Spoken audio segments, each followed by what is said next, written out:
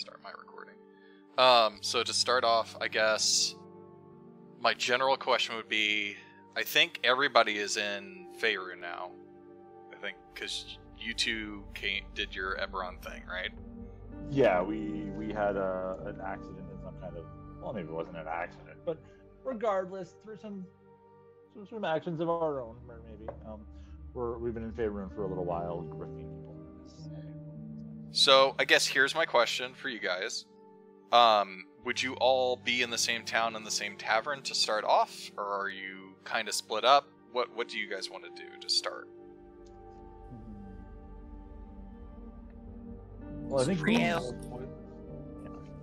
everybody at once. I think me and the old toilet have been traveling together. So, do the other two have a shared history, or would it make just sense for everybody to sort of be at a tavern? Like, Toilet and I travel the world, and so it might make sense for us all to be sort of happenstancing at some kind of inn together. I think that Doesn't have to be. I have a solution either way. I just want you guys to control some of the narrative. So, well, we have a couple of wilderness types, right? Aaron and Angel are both people who may be traveling through the wilderness. So if you two want to be off by yourself, and then DT and Buck are together, that's fine too.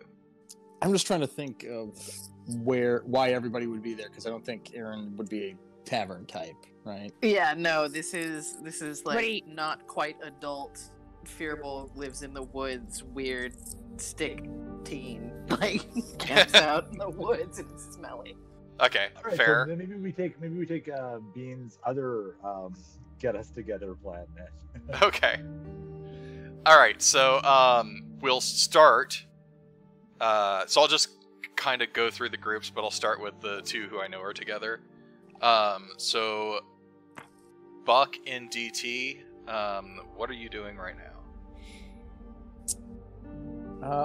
We could definitely be in or near a town, because it's sort of like a traveling tinker at this point, right? Like, yeah, so we could either be entering a town, like maybe we'll find some rich suckers here, or we could be in the process of decamping before they realize that the monorail isn't going to work the way that it does in Ogdenville. Monorail. I also assumed that you came peddling wonders. Mono means one, rail means rail. Means rail. I imagine you getting frustrated, showing people all this amazing clockwork and cool stuff you can build, and then they're like, yeah, can you sharpen my knives and fix my pot handle and just basic shit that people need done. So hey, if you guys have done some stuff and you're trying to leave the town before they catch on that you're not great at what you're doing, that's fine. I don't know if it's always a grift. I think we have basic skills. Grift, but every now and then we're like, you know what? These guys suck. What if you dress up like some kind of horrible behemoth that no one's ever seen, and I use my maniacal contraptions to stop you, and we get paid? That's my least favorite one. As opposed to you convince people you've created them like a mechanical familiar, if you've summoned them a Modron from the heavens, but really it's just a toy that you made. You get so upset when they bring out the pitchforks and torches, but that's part of it. 5 mini lion bots, and they combine to All right, you're not ready for that one, but your kids are gonna love it. Your kids.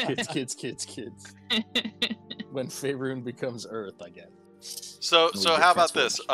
So as we start, you are doing one of two things. You're leaving the town for whatever reason, or you're returning to your shared room at an inn after a day of doing what you do. Yeah, I think that sounds good. We probably have a few places that we don't try to burn too badly. So maybe we're kind of we just sort of have left an area after getting some grifts on, and now we're back at a relatively comfortable place. Or you're just mid-travel between two places. That's fine too. Yeah, sure. Yeah. Okay. All right. So the two of you are traveling down the road. It's probably it's getting into evening. You're thinking of maybe setting up camp, maybe just continuing. as a very dark gray mist kind of just surrounds the road and kind of overtakes you. You can't see more than about 5 feet in front of you, and you start to choke on the mist. This is not a good place to stop. Let's just keep going through here. And you both black out. Oh no! I don't know if I technically can be poisoned, but it's probably magic. Hold your breath if you have a respiratory system. That's his medical advice. Just, racial traits. As a doctor. Oh, I have advantage. Reaches out and pushes your reset button. I have advantage on being saving throws against being poisoned. You don't need to eat, drink, or breathe, but we'll say that it was magical breath. It is, yes. It's definitely something that your resistances aren't going to work against. Okay. When you can also say, like, hey, you're one of those Warforged that has to breathe if it totally fucks up your plans. Like, that's fine. Oh, too. no, you're basically screwed regardless. It's okay. It's built into the module. What if it's like that? It's like, oh no, there is mist rising. Oh no, my companion has been knocked unconscious, and then somebody just hits me with a bat. Someone just knocks you in the head. Somebody comes up with a fucking frying pan and just clocks me. Oh no. Okay, so starts the fires in the woods. Are you just kind of camping? You're by yourself? Pretty much. She's probably just kind of chilling and making dolls and things out of sticks and dealing with all of her little hoarded things and reorganizing and, ooh, let me put this over here. Oh, hang on. And talking to her various little doll things. Okay. No, what's your character do? So pretty much the same thing happens to you while you're working on your dolls in your camp. A mist kind of flows into the woods. It's different than the normal like foggy mist that you would get in the woods, especially during this time of the day. That really doesn't make sense. It seems to be moving with purpose. It engulfs you and you black out. Ivy, what are you doing? I'm in a pub getting drunk after my latest monster hunt that I was out on, drinking. We're getting a bit wasted. Okay. So you're pretty drunk. You stumble out of the tavern. As you open the door, things don't look right. Everything's surrounded in a mist. The town doesn't look right to you, but through your inebriation you can't really tell what's going on, and you collapse, but you don't feel yourself hit the ground. Saturday. So the four of you wake up in a tavern together. The tavern doesn't look right. It's pretty much all one kind of goldish color. You're all sitting at a table. The table seems to slightly move every once in a while, like it's not stable. The entire building pretty much does that. It's a one-room tavern, which doesn't make a lot of sense. You don't see a door. There doesn't appear to be exits to the room then?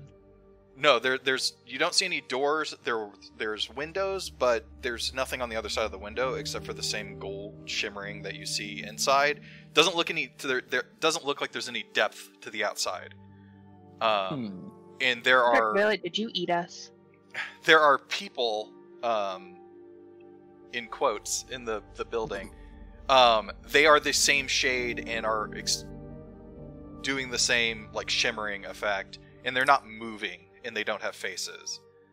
Okay, I'm gonna strike a match on the moving table, and then light my pipe while I take a ponder.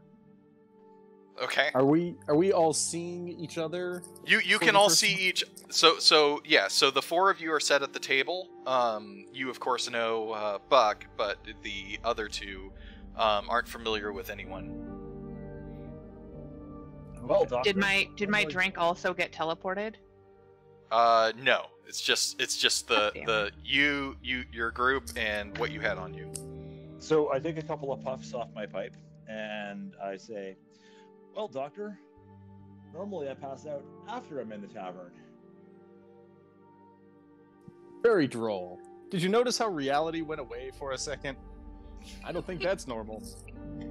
Oh, hello. No, There are other people definitely here. not normal. Sort of turn and notice the other ones. Yeah. Oh, hello. You appear to be Where'd my drink three-dimensional. go? Where's the rum? Where's my rum? Scanning. No, I don't have scanners. I think this place has great service. Starts is going to just slowly back up and go look out one of the weird windows for a second. Ah, your companion seems to be freaking out. A perfectly valid reaction, I'd say. You're not my companion. I don't know that lady. Where's my rum? So, Sarts, as you look out the window, again, you don't see anything. It's as if the window itself is just the same gold color that everything else is, and there's nothing on the other side, or it's not transparent. What does it feel like if I tap it with a finger? Does it make a window sound? It Does it make a... doesn't make any sound. It gives you feedback on your touch, like there's something there, but when you tap it doesn't make a sound at all. Okay, she's just gonna stand there and do that for a bit.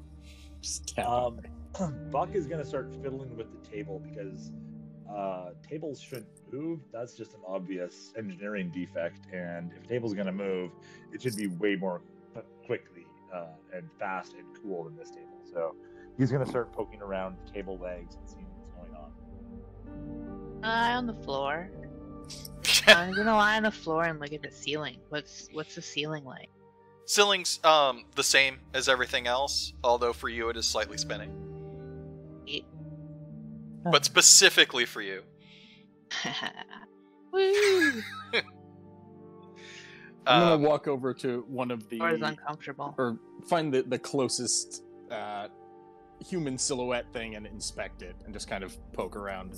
Hello, are you corporeal? It doesn't do anything. Are there other? Those are Oscar statues. Is this a single seating room? So there's the table that you were all set at. There's another table in the corner. There's nobody sitting there. The two humanoid shapes. There's a bartender basically, and then a waiter.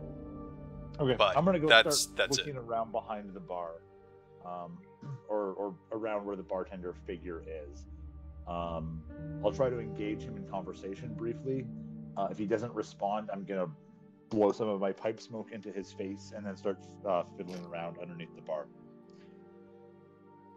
A beer? You get some beer?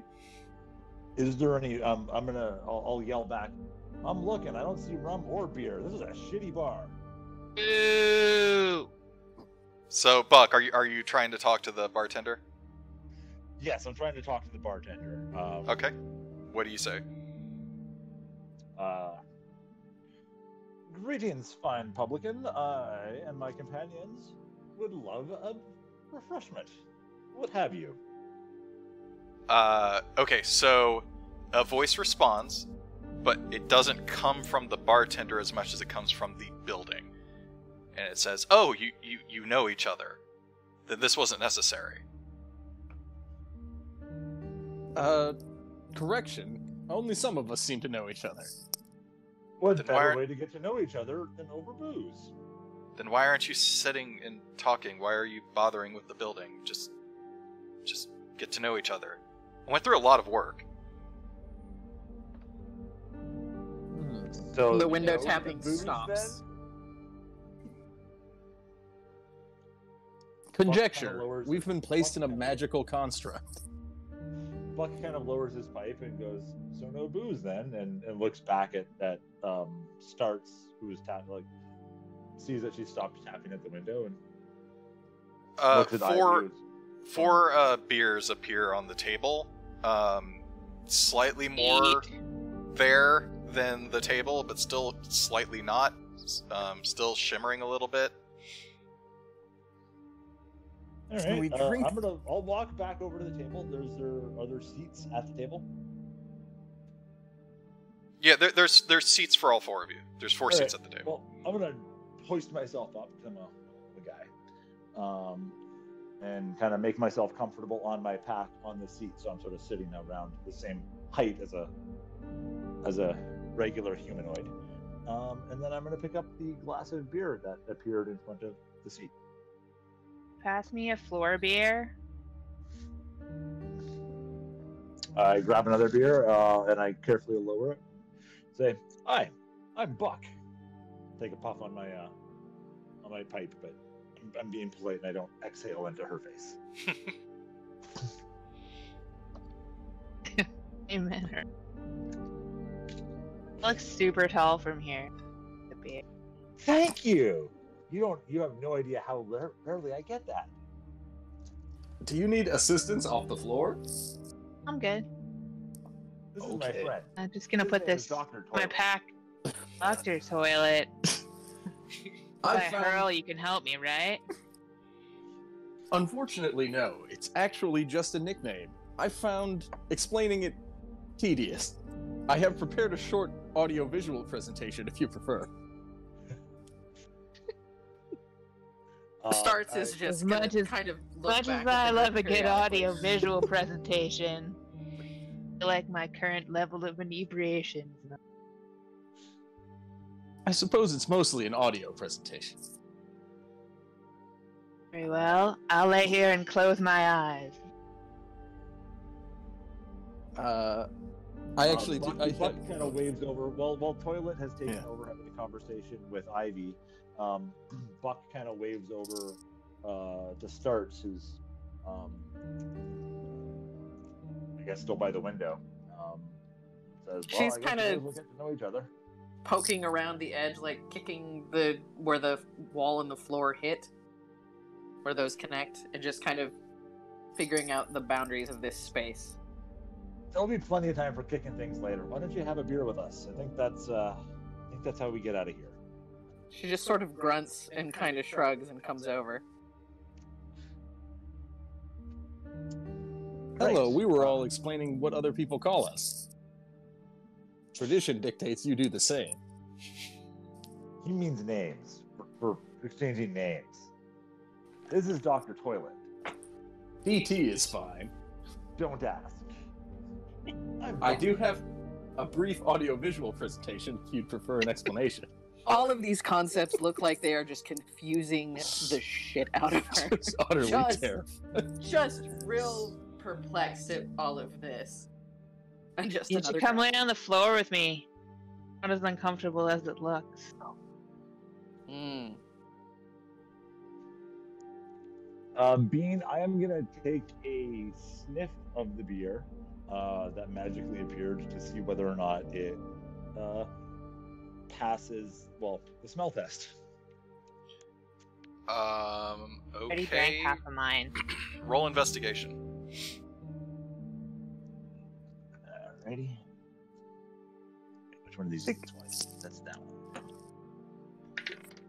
Like keep a physical set around. I got 7 on that investigation roll. Okay. You don't smell anything bad or anything that would alarm you. Alright, take a sip. What you drink tastes almost entirely not like beer. Not like beer. Decidedly not like beer. That is the best way to explain the taste. You're fine otherwise, but it's whatever magicked it up clearly didn't get it right. Gotcha. Well, I take that slow sip, and then I slowly reach out and I put the beer back down on the table. And don't really say anything. I'm just kind of letting the conversation continue while I've done that. I would be drinking it as well because it's sort of performative for me. Like, I drink to make other people feel better. Very half it. Fine. Yeah, what are you guys talking about? Well, so I don't know what we're doing here. This is extremely unusual. My companion DT and I were traveling down the road. It was a little bit late, but it wasn't past out o'clock. We haven't even had a drink since we left the tavern hours ago. There was an I suppose- unusual mist that rose. Normally, I don't really worry about those things, but this Haven't one... you guys ever been to the Unicorn's Butt before? This is the best tavern around. I don't Not think that's where we entirely are sure. anymore. That's accurate. As you guys are, You're saying we're not in the Unicorn's Butt? The hell are we? I think you may have been misplaced, ma'am. Assuming the best interpretation of that sentence, that you mean a tavern named the Unicorn's Butt, I still don't believe that's where we are. Everything else becomes less likely. as you guys are getting to talking to each other and trying to find out each other's stories and everything, the waiter moves and walks towards you. When you see its face, it now has a overly large mouth, kind of cartoonish, but nothing else. And the same voice that you heard earlier speaks through. It's like and says, "I brought you here before you arrive, so you would know each other. It'll help. I'm not supposed to do this." Great, and can we get to know you? Can we get a couple of menus? I've done. Mutton. He says, "I've done what I can." The building shimmers. He shimmers, and you all pass out again. Oh, we tried. And you wake up. I assume we all. In theory, assume this we should were drag you hallucinating. guys over here. There we go. Oh my god, there's a blue bar, and it's only half full. This is just like last Saturday.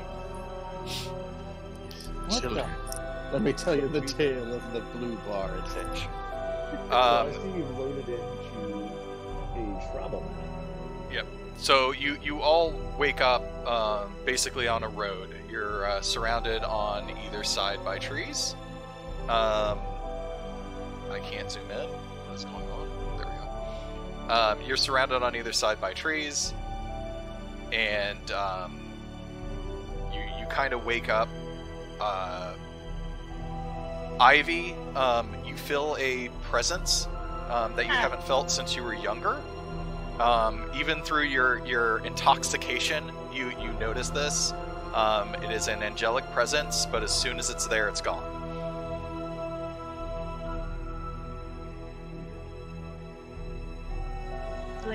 Sober, all of a sudden, sober and cautious. Do these trees Who the hell are look you like, people? Do these trees look like the trees that are familiar trees, or are these very different trees from?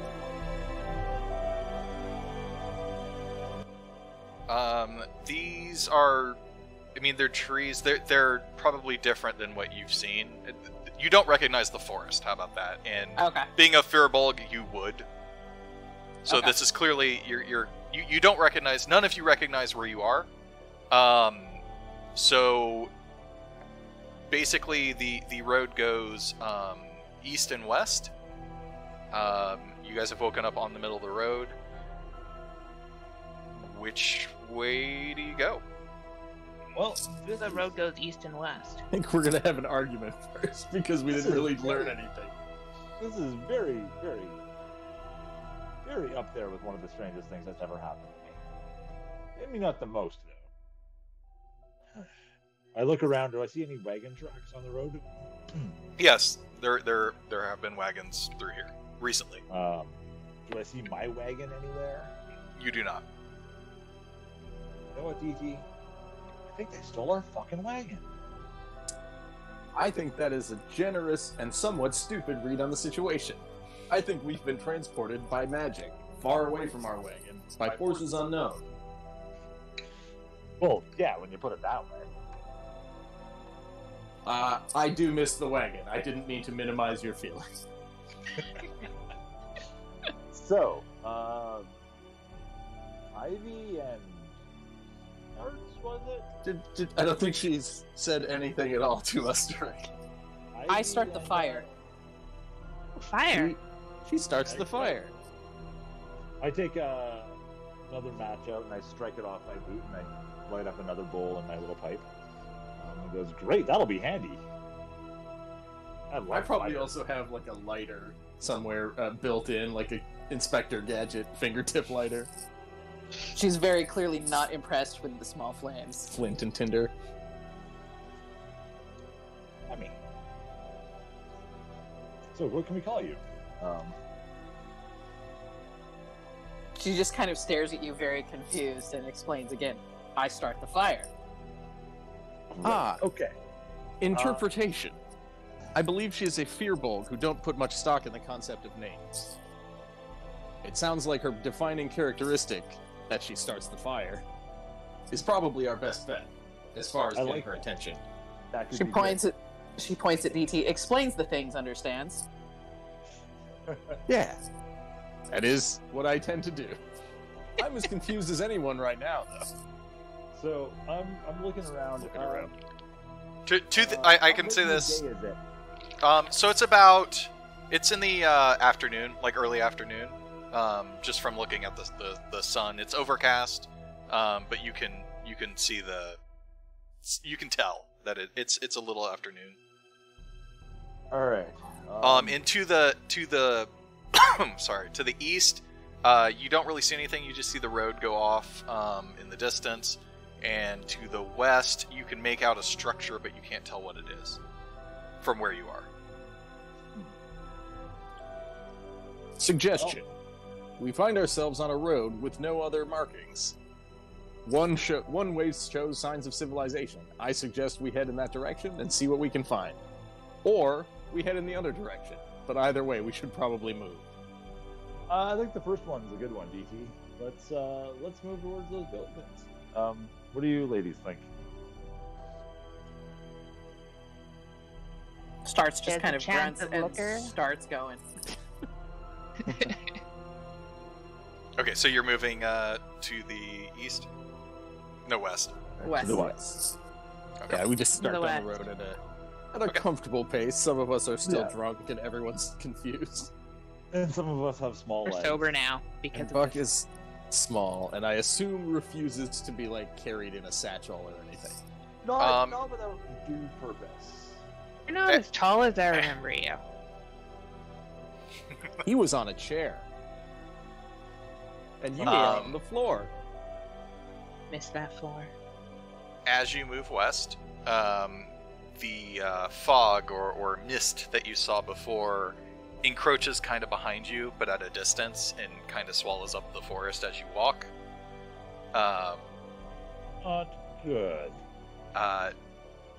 Jutting out from the woods on both sides of the road, high stone buttresses looming in the fog. Their huge iron gates are hung on the stonework.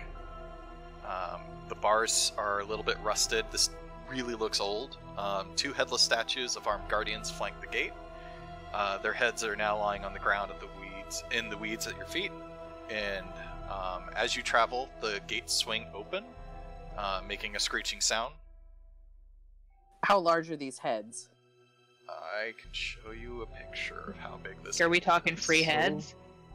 Yeah, I mean, look, I think statue whatever head's not brought worth us here nothing. wants Oh, us that's a to big, get this way. Yeah, there's the gates. that's a big head. Oh, there's gonna be a good 5 minutes of her groping the statue heads. What? Just poking the eyes and squeezing noses and just very interested in this. I mean, Buck is pretty interested in it from how was this constructed perspective. So while she's doing that, he's kind of poking around as well, and he points out whatever brought us here clearly intends us to go this way, and he gestures back towards the fog, which has been filling the road behind us. And it's getting closer as you are groping the stone heads. Yeah, I'm gonna look at Starsfire and be like, are you also curious about their architectural structure or significance? She just grunts. Maybe not. I can look and be like, they don't appear to belong to any particular deity or domain that I recognize. Just big, strong guys guarding something. Do I have any kind of like history? There's a history have skill. I heard this kind of thing before? You can definitely do a history check. Oh, yeah, my intelligence is actually low. My wisdom is very high. I just sound smart. Wow, I don't actually know anything. What'd you get? One. You know that stone exists. And that people have built things out of stone before. What was it? I will say that, I mean, you don't have to roll for this. The statues are clearly human. Yeah, this is definitely old. Yeah, real old here. One guy got a cracked titty. Is there anything unique about how the heads appear to have come off? It just looks like age. Okay. Just age has caused it The neck is probably the weakest part. Right. The anything that all the damage that you see, the rust and everything, it's all just because this is very, very old. That castle in the background? You can see a castle far in the background. And did the gate swing How open far? with, like, is it big and rusty enough that it would take effort, like it wasn't just wind or creaking open kind of naturally? The gates clearly opened based on your presence. Okay. It was purposeful, yeah. Okay. Well, that's cool. As you guys are talking and checking out the stonework, the mist is getting closer to you. Far away is the castle. At this distance, you really can't tell. It's really far away. It's farther away than it looks in the painting. As fascinating as this old bullshit is, I kind of want to leave. Yeah, given our... That fog was really nasty the last time Yeah. we got caught in it, and I would not like that again. I want to go back to the old place. The beer was shit. Yeah, exactly. Hypothesis. Yeah, Old buildings mean old wine cellars. The- My understanding I- is wine is better as it ages. I say we soldier on. The Not castle that is many miles away. How about that? Very far. Better than no wine. I think old wine is supposed to be better. So do you guys go through the gates? Yeah. Buck has gone through the gates. So has everybody went through the gates?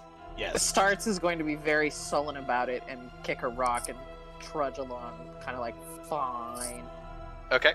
The second the full party is through the gates, they slam shut behind you. Oh. Ominous. What do you do? Do you well, continue down the road? Yeah, it looks like... Certainly not a foreboding. Well, considering we don't know where we are, being on one side of the gate is as good as being on the other, and there's no fog this way. We'll just keep May as walking. well keep going. Yeah, you know what? Where we walk before it gets dark, the closer we are to somewhere warm and full of liquor. Maybe someone who can explain what happened. All I right. find that idea comforting. That someone might know what's going on. I've So lost consciousness twice, and that's not something that happens to me a lot. Is it usually only once? I don't really sleep. So it was kind of freaking me out. Oh, I was constructed in such a way that I don't need sleep. Who has the... You lucky bastard. Hold on, I need to roll. Okay. So, starts the fire. You catch the scent of death on the air. Okay, she stops. You have a general idea of where the smell is coming from. You can follow it if you would like. Yeah, let's kind of wander off, not saying anything. Go find that stank. Okay. And it is coming from the woods to the south of you. Oh, that's a much better place than a road. So yes, we will go look for the stank. Okay, Oh, look. so Our companion yeah, go ahead. is leaving. Yeah. Do we notice her ducking off into the woods? I think DT does. Well, if we were moving as a Right. Yeah, I think you Claw, would. I think. I'm not going to make you roll for that. My passive perception's 13. I mean, Yeah. like, I would just point out that she left, and we're not doing anything until we say we are. Do we Yeah, want to go DT's after her? passive perception is 15. That's what I rolled for, was to decide who noticed that. So, yeah. That's my whole jam. I've got the scout and the alert feat, Right. some other stuff. Right. So, do you guys follow or not? Unlike real life. Unlike real Yeah. life. So I'll follow her. 'Cause, Yeah. Yeah. She's moving with some kind of intention, and that's got my interest. I'm like, oh, something different. Yeah, that's. We were So I pretty started much just following her. walking and seeing what happened, and now something's happening. Like, Okay, do you So all... I'll go with you. Okay. Yes. So you work your way through the woods, about 15 feet from the road, so you're not very far from the road. You find a human corpse half buried in the underbrush. He seems to be a young man, probably a commoner. His muddy clothes are torn and raked with claw marks. Crows have been at the body, which is surrounded by paw prints. He has obviously been dead for several days, and he holds a crumpled envelope in one hand. how big are the paw prints? Roll a nature check.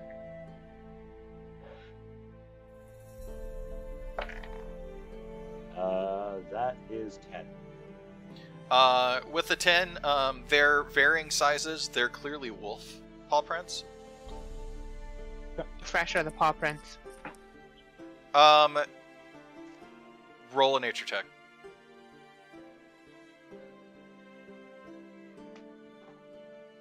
Abe. What? Why do the roll thing? I don't know. Here, take this. I need to add stuff to it. Just roll it. No, you have probably a bonus to nature. Oh no, you have. Yeah, How does a fear bulk have -1 to nature? No, that's No, it's Ivy. Or Ivy, sorry. why? Still though, A ranger, though. I still think that's. I'm not a ranger reasonable. anymore. She's not a ranger anymore. Oh, what happened? I missed it. She's much cooler later. You're shamed for out of a rage.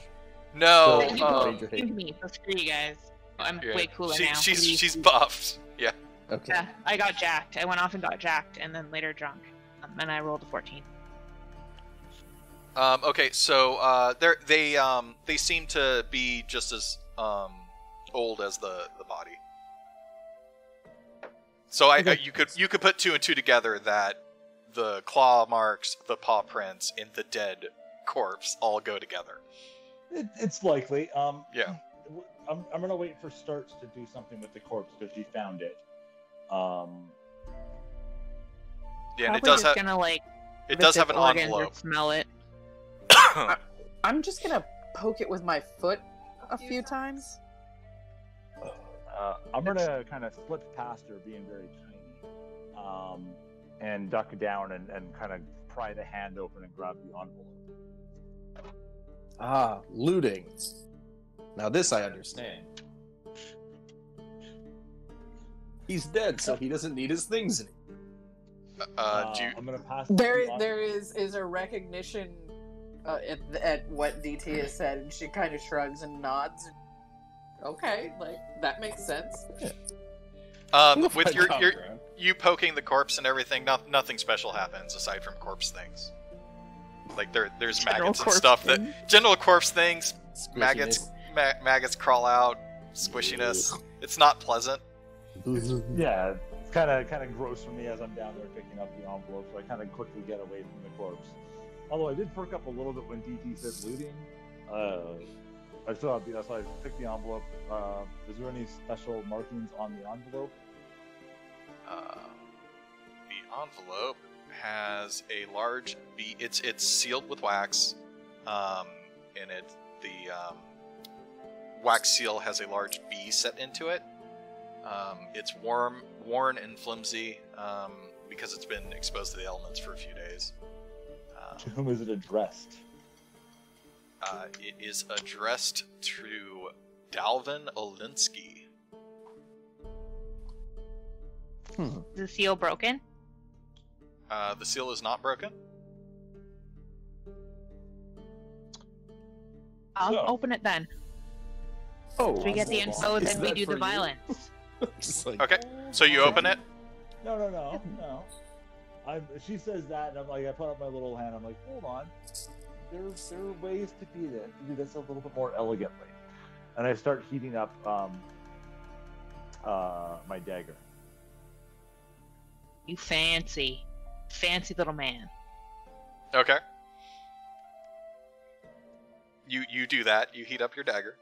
So I get my dagger a little bit warm, not paper burning temperature or any close to that, and then I try to slip the dagger underneath the seal of the envelope.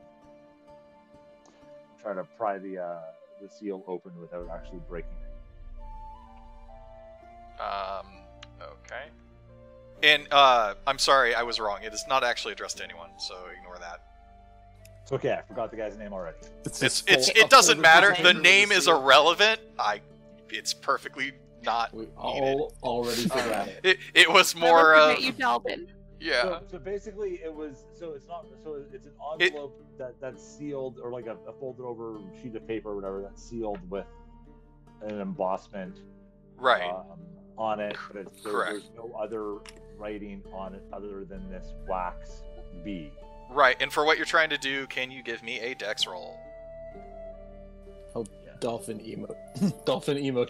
Or sleight of hand if you have a bonus to sleight of hand. I do have a bonus to sleight of hand. Yep. While he's doing that, Starts is going to start clearing space around the body out and putting sticks on it. 12 on that. Oh, is this some sort of nature ritual? I see her putting sticks around the body. Like, the body will return to the earth. Oh, that seems unnecessary? Just zoned out and doing her thing. Not even looking back. Query. And like, get my hands warm. What if people see this burning body fire? Seems like a poor way to introduce ourselves. He has to go. Well, that's certainly one way to do it. It just sort of turns away. Like, I'm not here to harsh anyone's melon. I'm not gonna kink shame. So the letter reads, and I'm just gonna read it. Like, I have an image of it, but it's really hard to read, so I'll just try and read it. It says, "Hail thee of might and valor. I, the burgomaster of Barovia, send you." Jesus Christ, it's handwritten by like a doctor. "Send you honor with despair. My adopted daughter, the fair Irina Kolyana, has been these past nights bitten by a vampire. For over 400 years, this creature has drained the lifeblood of my people. How my dear Irina languishes and dies from an unholy wound caused by this vile beast.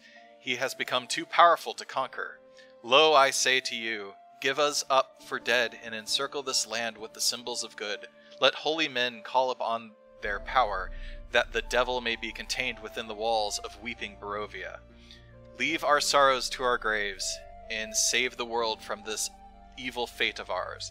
There is much wealth entrapped in this community. Return for your reward after we are all departed for a better life.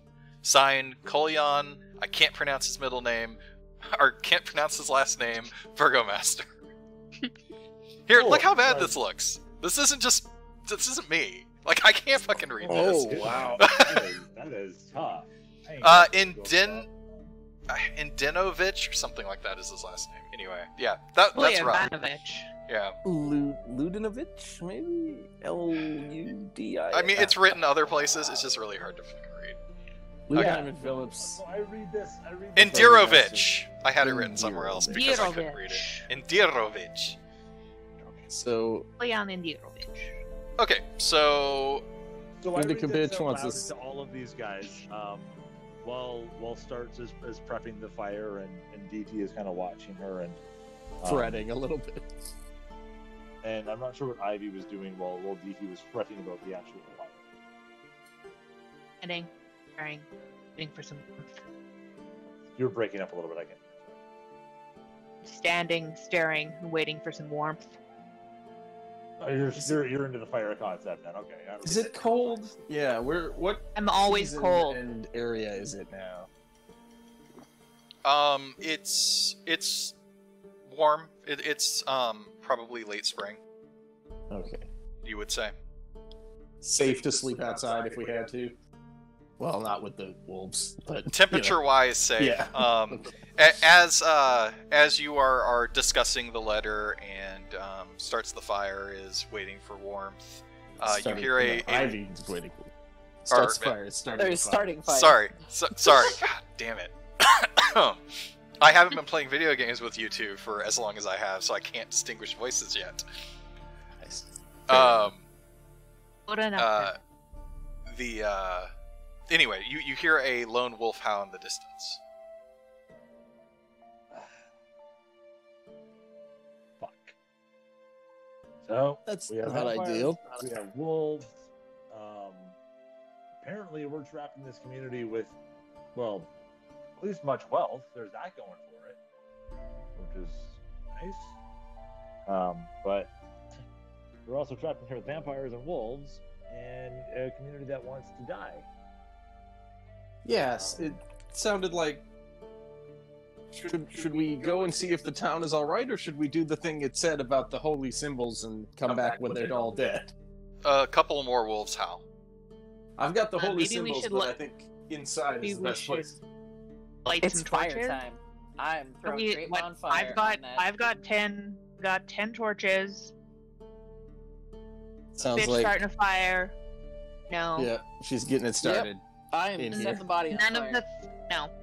Pretty much no creatures I ever faced are fans of fire. So why don't we all just have our own torch? Share the warmth. Be a little prepared. So, did you start Burn thing. the fire for the body?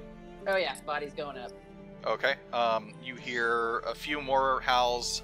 They are getting closer. What do you do?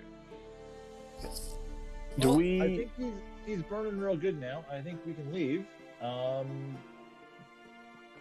Yeah, so we. You guys want to get back on the road there and head towards this village of some kind? Villages might have booze, might have wolf-free housing. Love Wolfrey. I think moving is the right idea. You hear many more wolves. They're definitely getting closer. Okay, PT, let's go. let's start walking. Yeah. Can we remove the icon? How do we move? I got the icon. Do you all move back to the road? Grudgingly. Yeah. Okay. You hear more howls, but they seem to be staying in the woods. I'm picking up the pace a little bit with my stubby legs. I can only move 25 speed, so I'm shuffling just a little bit down the road now. Every day you're I'm shuffling. feeling a little uncomfortable right now with the amount of cursed bullshit going on. If I could steal a phrase. So, are you continuing down the road the way you were going, or are you heading back Yes. towards the gate? I don't want to go back towards the fog. I'm continuing west. Yes. It's important to point out the fog stopped at the gate. It did not follow you past the gate. Okay. Traded fog for wolves. You can hear movement in the trees as you're moving down the road, but nothing else seems to happen as you're moving. You leave the God, that clicking. I'm gonna have to change the time on that. As you move down the road, you come out of the trees. You can make out just from where you are that further down the road, some miles away. Man, I need a actual measuring thing. Hold on. About you can't tell exactly how far, but several tens of miles away, or not tens of miles, but tens of miles away. You can make out a what looks like to be a village. Okay. But as you're walking down the road, you actually you hear a soft whimpering in the middle of the street as you're looking around, looking back at the forest to make sure the wolves aren't following. Stop! What if it's puppies? As you turn around back towards the road, you see two children. An older girl and her younger brother. Her younger brother is holding a stuffed doll, and the girl is shushing the boy. Looks at you and says that there's a monster in our house, and she points off the road. There's a path, and you can make out a 3-story house down a small path about 10 feet, not super far off. You didn't notice it when you first came out of the trees because you were concerned about literally everything else going on. But you can make it out. The windows are dark. There's a gated portico on the ground floor. The gate is ajar. The entryway is lit by an oil lamp hanging above. And the girl and her brother are clearly distraught, and they would like your help. What do you do? I'm gonna check out that doll. I don't like children. Where are your parents, little kids? They're still in the house. Oh, they're in the house and we're on the street, and they were shucking each other? No. There's a monster in our house, and we're worried about our parents, and we need your help. Does the monster look like children? We haven't seen it. Where is How your do you house? know it's a monster? They point down the street, or off the street. There's a path to it. To the north or south? It's to the north. Okay. It's not very far. You can make it out from where you are. It's just in the distance. The village was probably not attainable before sunset. So, like, I'm gonna point out, like, I don't think we can get to the village before sunset. It looked pretty far away. Are you suggesting we stay in these children's house? Or, from what I've recently heard on the street, there's a monster that lives there. Are you suggesting we burn down the house and shelter in its warmth for the night? We have a lot of options. I would suggest Starts kind of nods, thinking about the burn the house down thing. I sort of scowl a little bit. Like, I would suggest not putting ideas in your head. Why do you think there's a monster in your house, kids? Our parents told us that there is a monster in our basement, and we've heard its howls. Okay, so there's a monster in the basement, and your parents sent you away? No, they went down to deal with it, and they haven't come back. Oh, I see. Okay. And how Was long it ago kept was that? there intentionally? We don't know. We're frightened. All right, yeah, you're little How kids. long- I get it. How long ago was it? It was it's like a couple hours. You're the first people we've seen come down the road. You want to deal with these kids? Probably shouldn't be left alone in the night with the wolves. Yeah.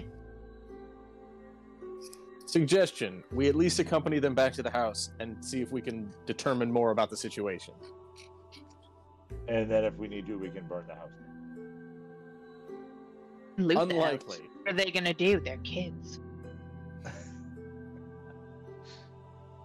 You're supposed to do roleplay a concur. character, Angel. You're not supposed to use it for yourself. I concur. We could definitely win a fight with these children. Aaron, you said you looked at the doll. Yes, she is just eyeing the doll very intently. So the doll is kind of a generic stuffed doll, sewn together. Probably the one thing that you notice is that the head, its eyes are just cross-stitched X's, and it has a sewn-up mouth, but it appears that the head is removable. I'm gonna stick out my hand for it with kind of a question like, gimme? The boy kind of slinks back behind his sister, hiding the doll behind him. Shrug at him. I will grab the boy by the scruff of the neck and take the doll. Are you actually doing that? Huh? We're not supposed to be evil. I guess that's I'm just not evil, shit, I'm buddy. practical. Yeah. Are you grabbing the child and stealing the doll from him? Temporarily. But Head's removable. I'm asking 100%, is this what you're doing right now? Are you actually doing it, or are you making a joke? Sure, why not? So you're doing it? Yes, give me that doll. Alright, the boy and his sister disappear. Aw, crap, damn it. Like, What the hell into is thin that? air? Oh, Yes, there into is thin air. an unhappy face being made.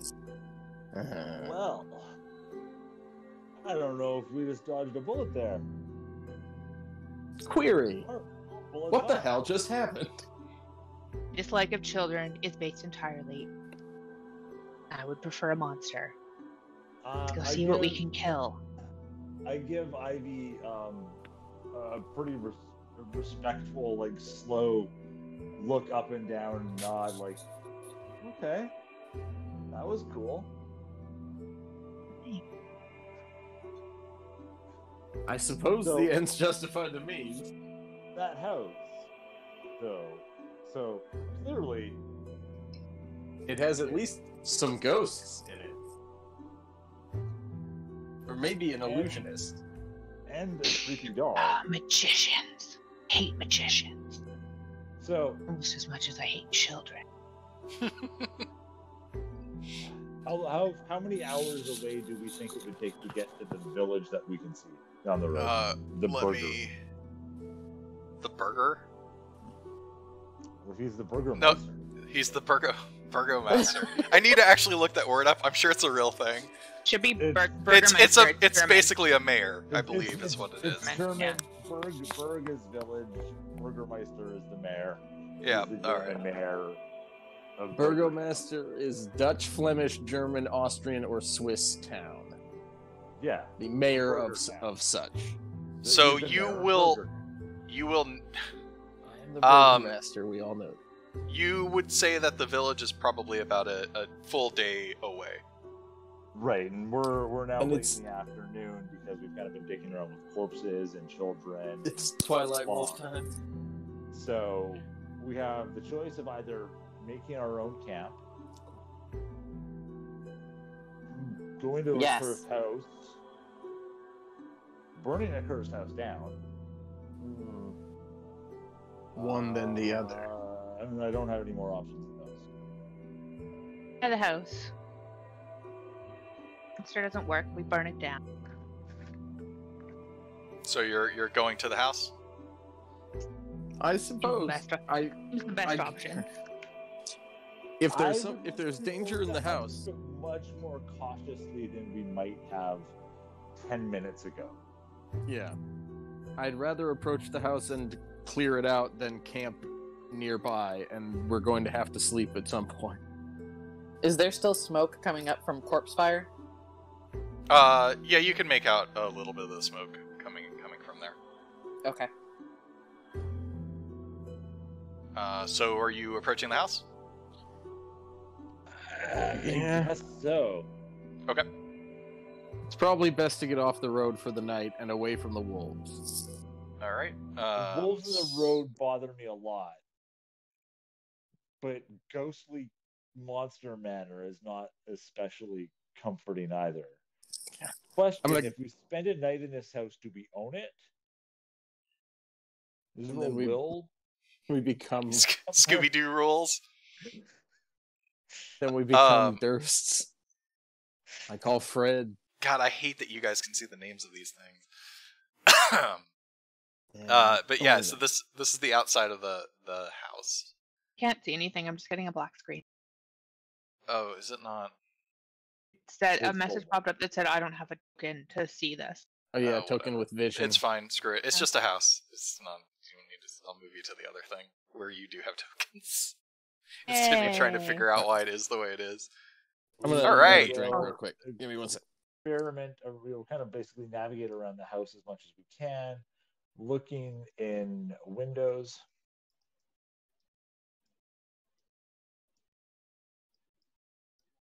Oh.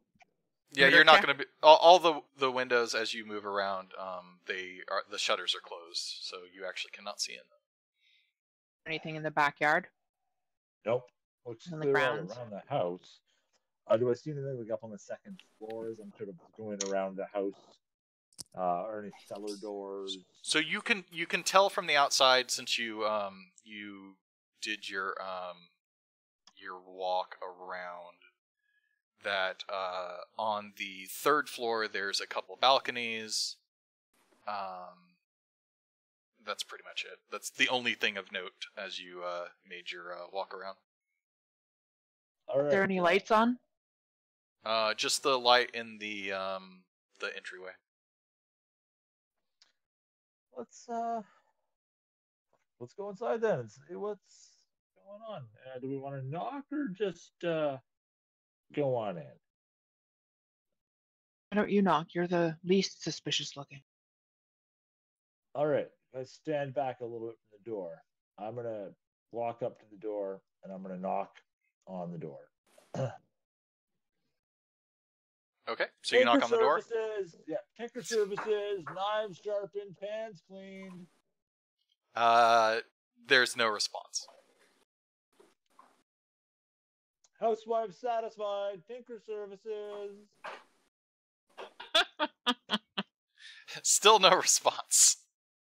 And I hate you. Is there any sort of landscaping, or is it just like lawn up to the sides? It's just it's pretty much just lawn around.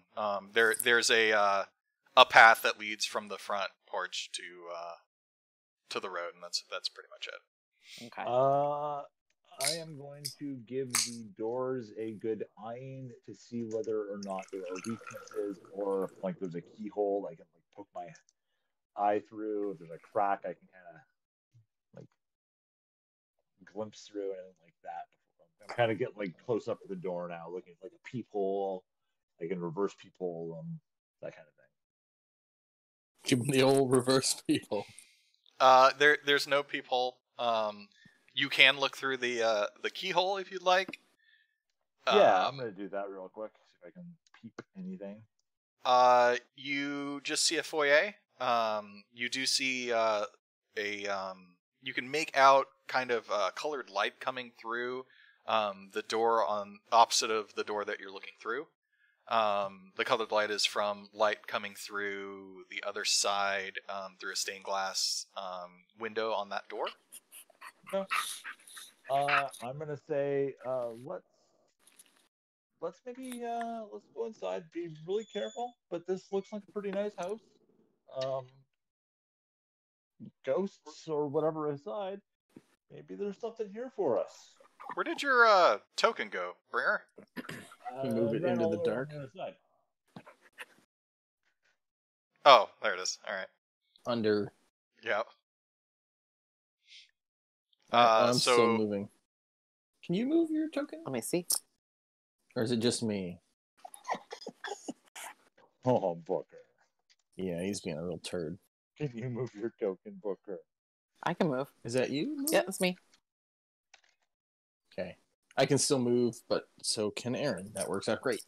okay. Yeah, I thought I set that up right. So You can use WASD too. Oh. Control and the direction to turn the token. Realistically, she's going to be the last and. I think it was Control. Maybe not. Shift. Shift in Alright, the arrow are you- keys to turn direction. Oh, Shift. Thank you. are you guys going in? Because Yeah, it does I'm gonna control kinda your wait. sight cone, right? I'm gonna kind of wait for DT to take the lead, but then kind of like walk like immediately behind him. Yeah. I'm going to go up and knock on the door and very loudly proclaim, "Hello, is anyone home? My name is Dr. Toilet. I'd prefer not to discuss why, but I do have a brief audio-visual presentation if you prefer." You better make a PowerPoint for this. There's no response, and also I agree. It's more of I wrote a script to like a recorded interaction that he would have had when, and then he has like a kit that he can do a shadow play with. That is way better. Yep. Please make that. Sometime. But yeah, there's no response to your knocking. I will incorporate all of my PowerPoint presentations with shadow. I try the doorknob or the handle, whatever's there, and see if it just opens. It does. Oh, all right. Then You guys can click on the door, by the way, to open it to go through. Oh shit! Yeah. After you, DT. I step inside.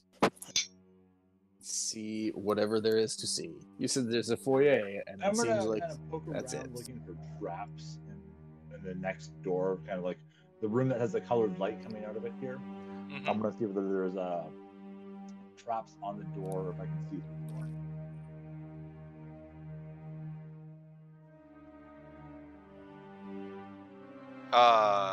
Roll. Whatever that roll is. Very suspicious. Investigation? What's a trap check? Because you don't have to type traps, right? No, I got investigation 14. Yeah, roll investigation. Oh, you rolled already? Yeah. You don't notice any traps. Terrifyingly vague language. I ease the next door open. Okay. I just step on through to the other side. So we Alright. can go. Wide hall runs the width of the house, with a black marble fireplace at one end and a sweeping red marble staircase on the other.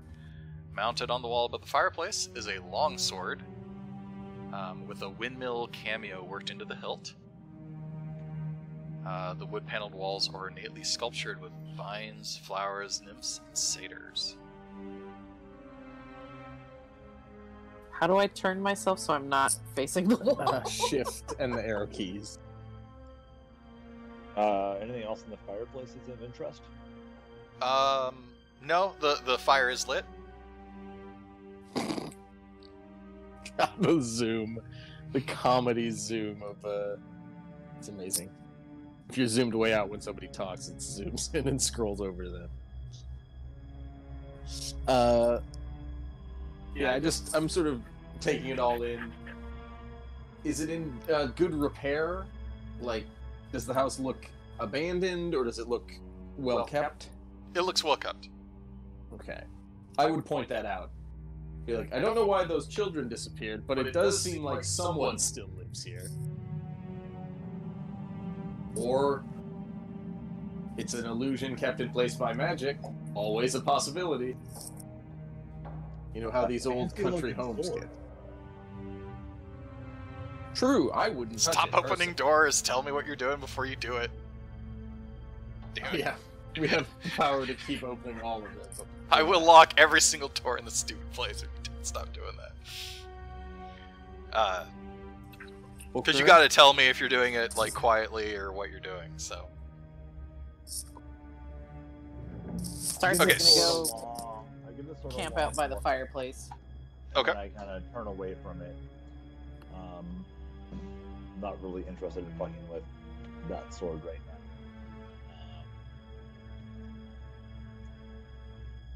And I walk over to one of the doors here.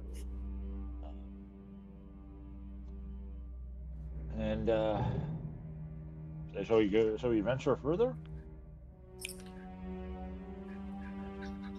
Starts looks just completely content to sit by a fireplace and just chill.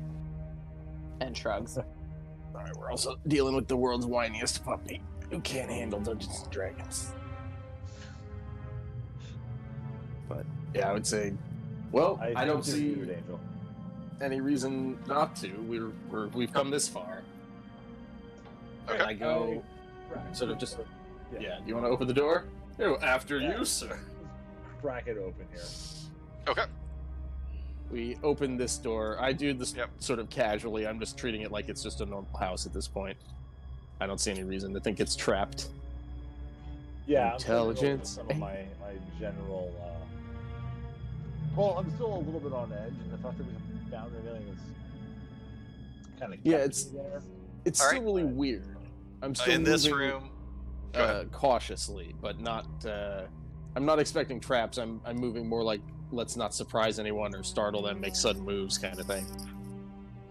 In this room, there's a carved mahogany table surrounded by 8 high-backed chairs with sculpted armrests and cushioned seats. A crystal chandelier hangs above the table, which is covered in resplendent silverware, crystalware, polished to dazzling shine. There is some food on the table, as if it had just been set. Mounted above the fireplace is a mahogany-framed painting of an alpine vale. Alpine vale? Hold on, I am going to be listening, but taking the dog out, so I can't see as much. Let me move my guy into the room. Toilet can't travel through walls. Come on. Okay. And the fireplace in this room is also lit. Okay. What kind of food is on the table? It's not fully set out. There's some fruit or like a fruit basket set out. There's really like hot food that I would like be able to tell the temperature of to see whether it had been like recently served or. No, it basically looks like they had started setting the table, so there's fruit set out and varying things like that. So nothing that would be hot, not yet. But it's all looking fresh? Yeah, the fruit looks fresh. There are candles? There are no candles, but there is a chandelier that would have candles in it, but they are not lit. But they look like brand new candles. I take a couple of the silverware, like I take a set of it. Okay. You just put it in your pack? Yeah. Okay. So we're kind of going through like, The picture on the far wall, is it in a frame? Is it on a hanging? It's a mahogany frame painting. I'm going to lift it up and look behind. Okay. It's just a normal wall behind it. There's nothing special there. Disappointing. Very well. I appreciate the instinct. Is there anything going on with this fireplace? Good job. Nope, it's just a normal fireplace. Doop, boop, doop, boop. Good The boy. fire is lit or not lit? It is Aw, lit in this good room too. booker. Go potty.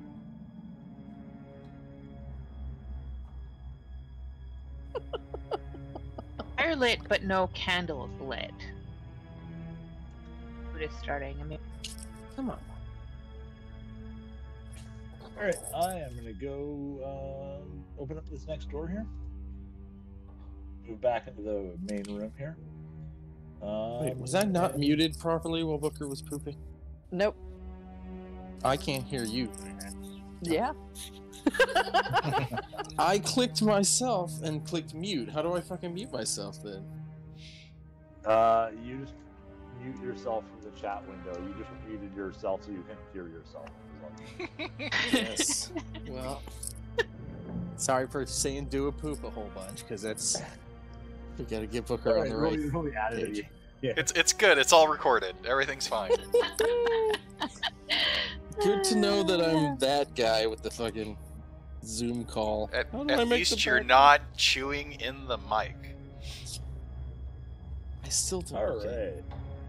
So I'm gonna move to the door heading south here, and Okay. I'm gonna crack this door open slowly. As well. Something of note, as you walked back through this room, the fireplace is no longer lit. Fuck, guys. I don't know if this is the best house. it's a fire. Am I Isn't your muted job to keep the fire going? Or are you on that? I think I'm muted. She just makes a face. Okay, now I figured out how to mute myself for next time. Are you going into this room, Buck? I cracked the door open to see what's in this room. I'm not particularly happy about the fireplace being unlit now. So I open up the door to this room. If nothing's immediately evident, I'm going to step into it. Okay. The oak paneled room looks like a hunter's den. Mounted above the fireplace is a stag's head. Positioned around the outskirts of the room are 3 stuffed wolves. 2 padded chairs draped in animal furs face the hearth, with an oak table between them supporting a cask of wine, 2 carved wooden goblets, a pipe rack, and a candelabrum. A chandelier hangs above the cloth-covered table surrounded by 4 chairs. 2 cabinets stand against the walls, and the fireplace in this room is lit. I'm going to inspect these stuffed wolves. I would take the cloth off that table. I was gonna exclaim, like, look, booze and smokes. Because there was wine and a pipe rack. Okay, so first thing I heard was you want to inspect the wolves? Yeah. I roll an investigation.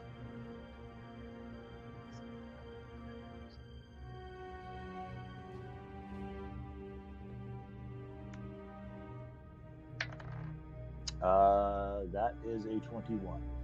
With a 21, you are 100% certain it's a stuffed wolf. Alright, good stuff. And somebody said something about the tablecloth. I'm gonna pull that tablecloth. It's under. A table. Table is under the tablecloth. Nothing special. So I understand why they would. A couple of the cigars or smokes that are here. Pipe rack. I am going tobacco to. with it or not. I am going to drink one of the goblets of wine, hoping that it will be haunted. Okay, so you're gonna drink some of the wine. Once you drink the wine, is the cup then filled with the ghost of that wine? Ghost wine. You take a drink of the wine tastes off. I spit the wine into the fire. I don't like no cheap wine. It does what wine does when it comes into contact with fire. You get a nice little slight burst of flame, and that's all. Was there something wrong with the wine? She just stares. Sweet. I poke the fire with my. If there's fire tools here, I'll use them. Otherwise, I'll use my black. There's a fire poker next to the fire. I'm gonna poke the fire a little bit to see like how it reacts, whether it's like a real fire, blah blah blah. It reacts just like a real firewood. Ghost fire. It is just a fire.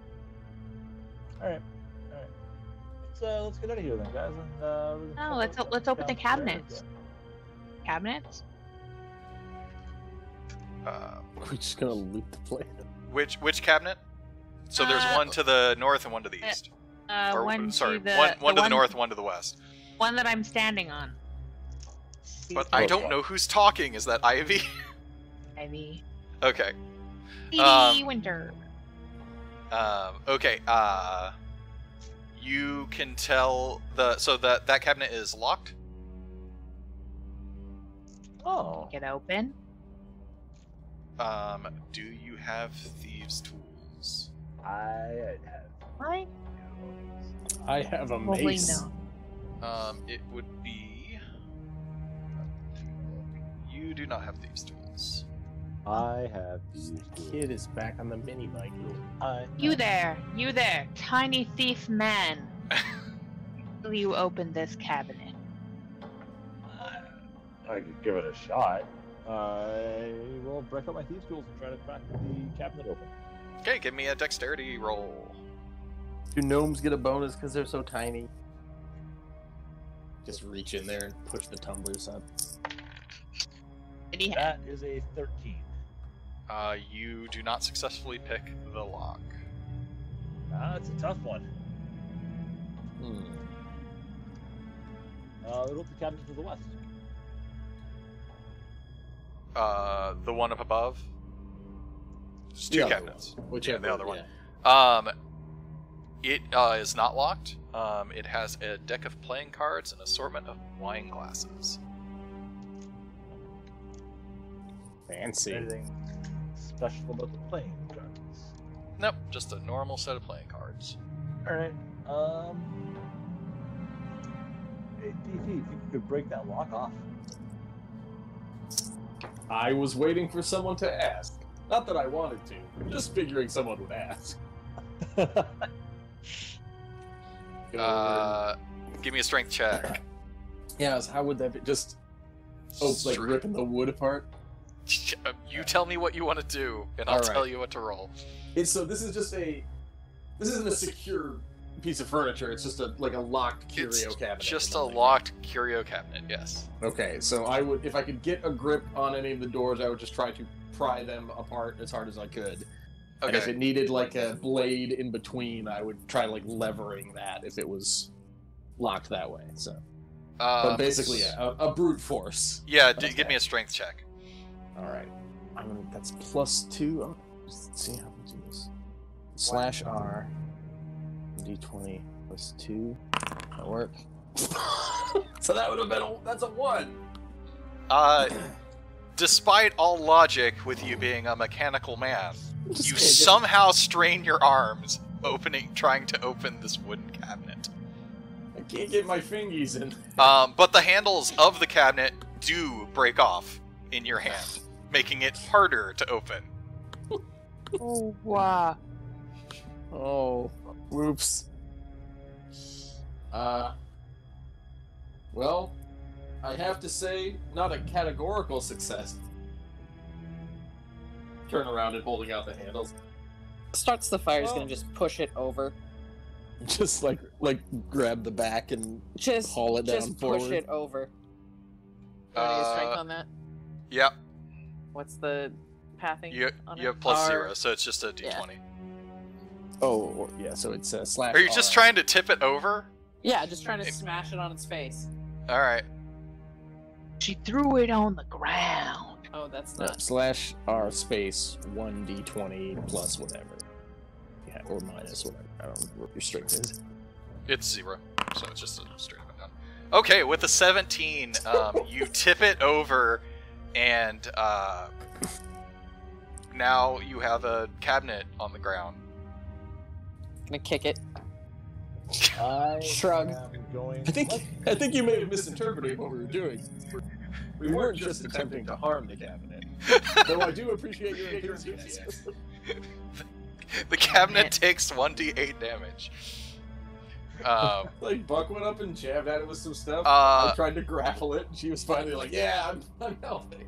Now that it is face down, I will say that you notice that the back might be able to be pried off. Is it from IKEA? Really? How would we try that? Does it need to be someone who hasn't tried it yet? I would let anyone give it a shot. It's a tongue and groove construction, so if you would be able to get leverage, you would be able to pull it up. It would be another strength check.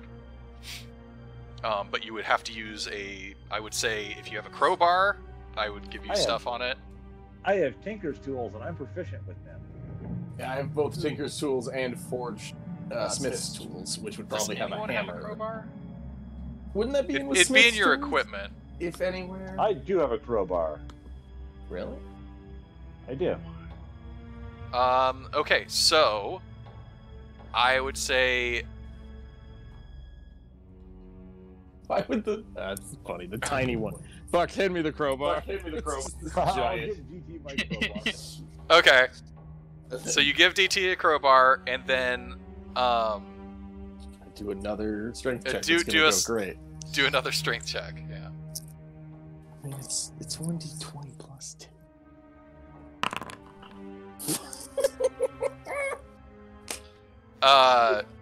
Starts the fire also has a crowbar. Well, why do you have a crowbar? Okay. then we will. We're like, why, Kia?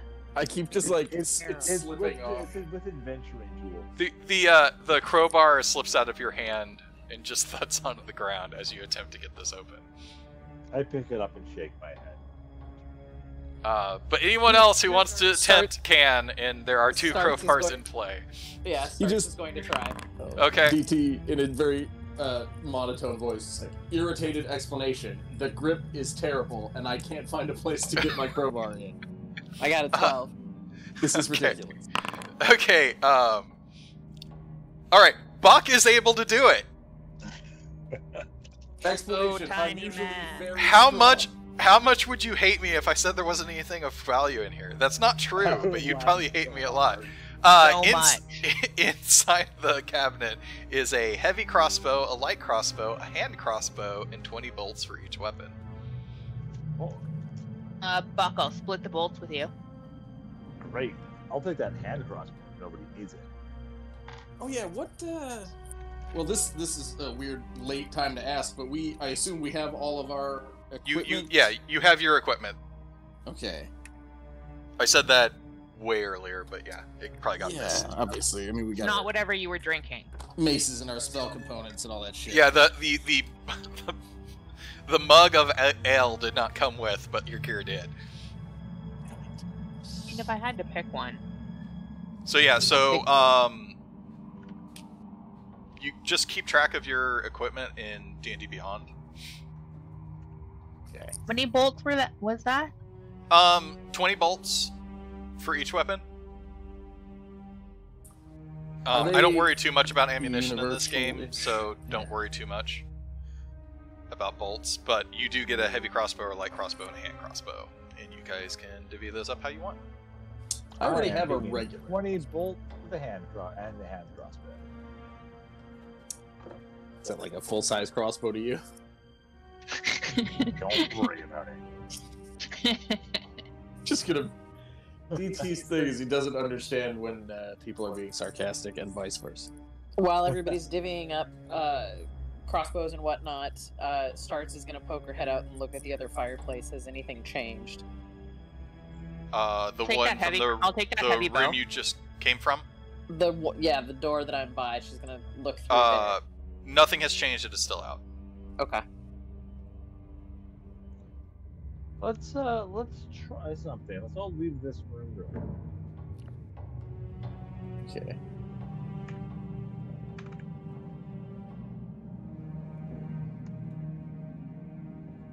I'm spinning about. All right, we all leave Really? the room. I'm gonna close the door. Yeah. I'm gonna open the door back up and go back in. Is the fireplace on or not? The fire is out.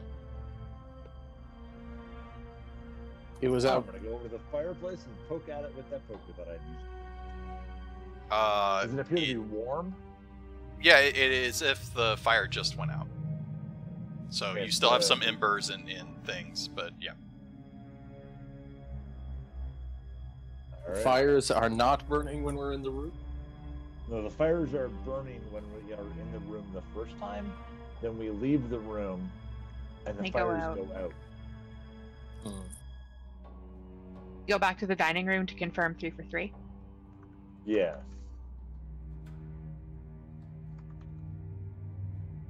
The fire is out. Ooze fire. So We it says still it have goes one downstairs. door left on this It floor. looks like, oh yes, right by DT. There's actually 2 doors on this floor. There's the one DT's in front of and the one Starts the fire's in front of. I think. The one Oh, we that didn't open the- goes downstairs. Closet, or whatever it is. But that was open when we were idly clicking. but Oh, officially. Yeah, opened it. so you guys already opened that one. It is just a closet. There's a top hat in there and some black coats. I am taking the hat. Okay. Are you wearing the hat? No, it is stuffed into a bag immediately. All right. And I like it. So yeah, now there is one door left down here. Okay. Well, let's see what's behind door number last. Door number last. Okay. A toilet. Get out of there. It's not a toilet. This is this is a kitchen. Dishware, cookware, utensils are neatly placed on the shelf. There's a cooking table, cutting board, rolling pin, The thing that looks like a toilet is a dome-shaped oven. Pizza. Nice. To the left of the stove, you can see a thin door. Is there anything in the oven? No. Alright, I'm gonna go forward and open the door. Okay, and there's also a door to your south. So the room that Buck went in is a well-stocked pantry. All the food in the pantry is fresh. It might be haunted. Sample something that just like I cracked like a little bit of it. Like a jar of peaches. tear off a piece of bread or something like that. Yeah. It's Okay. like, It tastes bland. nothing wrong with it, but nothing right with it either. And I toss the rest of the bread that I've broken off away. Okay. I don't know much about taste, but it seems like this fresh food should taste delicious, right? A house like this, you'd think. We may be in for what a friend of mine calls cursed bullshit. I think you may be right. I move to the door to the south and I crack it open. Okay.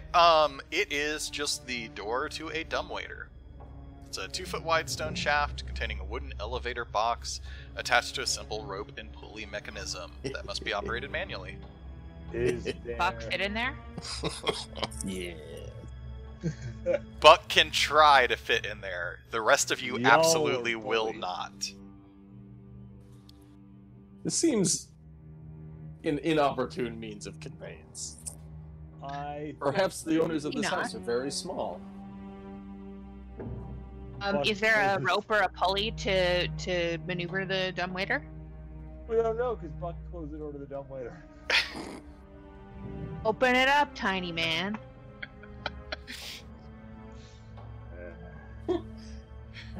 Just imagine. Well, actually, I'm going to voice that out loud. Cracks it. Open again. He could absolutely fit in there. You could absolutely use a pulley. He does have to roll to fit in there. Let's leave him out for now. But there are can stairs, we- yes. Does the pulley or does the dumbwaiter go up and down? Goes up. Goes up only. So this is the main floor. Clearly the main floor, yeah. Doesn't go we into the don't know basement how for to any get to reason. The basement from here, from this floor. Yes. Let's you go- you do let's not see a small way to go in the crimes. basement. Let's There go is no upstairs. basement, small crimes. I think the The monsters- children did mention that there was a monster in the basement. Yeah, But also what- the children disappeared. Children are liars. Yeah. So as we Oh. get back out into the hallway, I would posit to the group. I'd be like, I'm concerned. What if we encounter the owners of this perfectly regular house? What will we tell them? Yes, we came in and destroyed some of your possessions because children, since disappeared, told us a monster lived in your basement. Does anyone have any other concerns about what we might find in here? Because I'm concerned about finding the regular owners of a house. I'm concerned about their decisions about the quality of their wine. So if anything, we will do them a favor by asking them to purchase their wine. I mean, have- don't get me wrong, I have nothing better to do and no other ideas to offer than continue to explore this house, but I think we should all be prepared with some apologies. Yes. Search now, grovel later.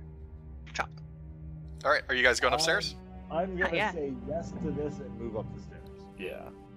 Going Yes, upstairs. but behind everyone else.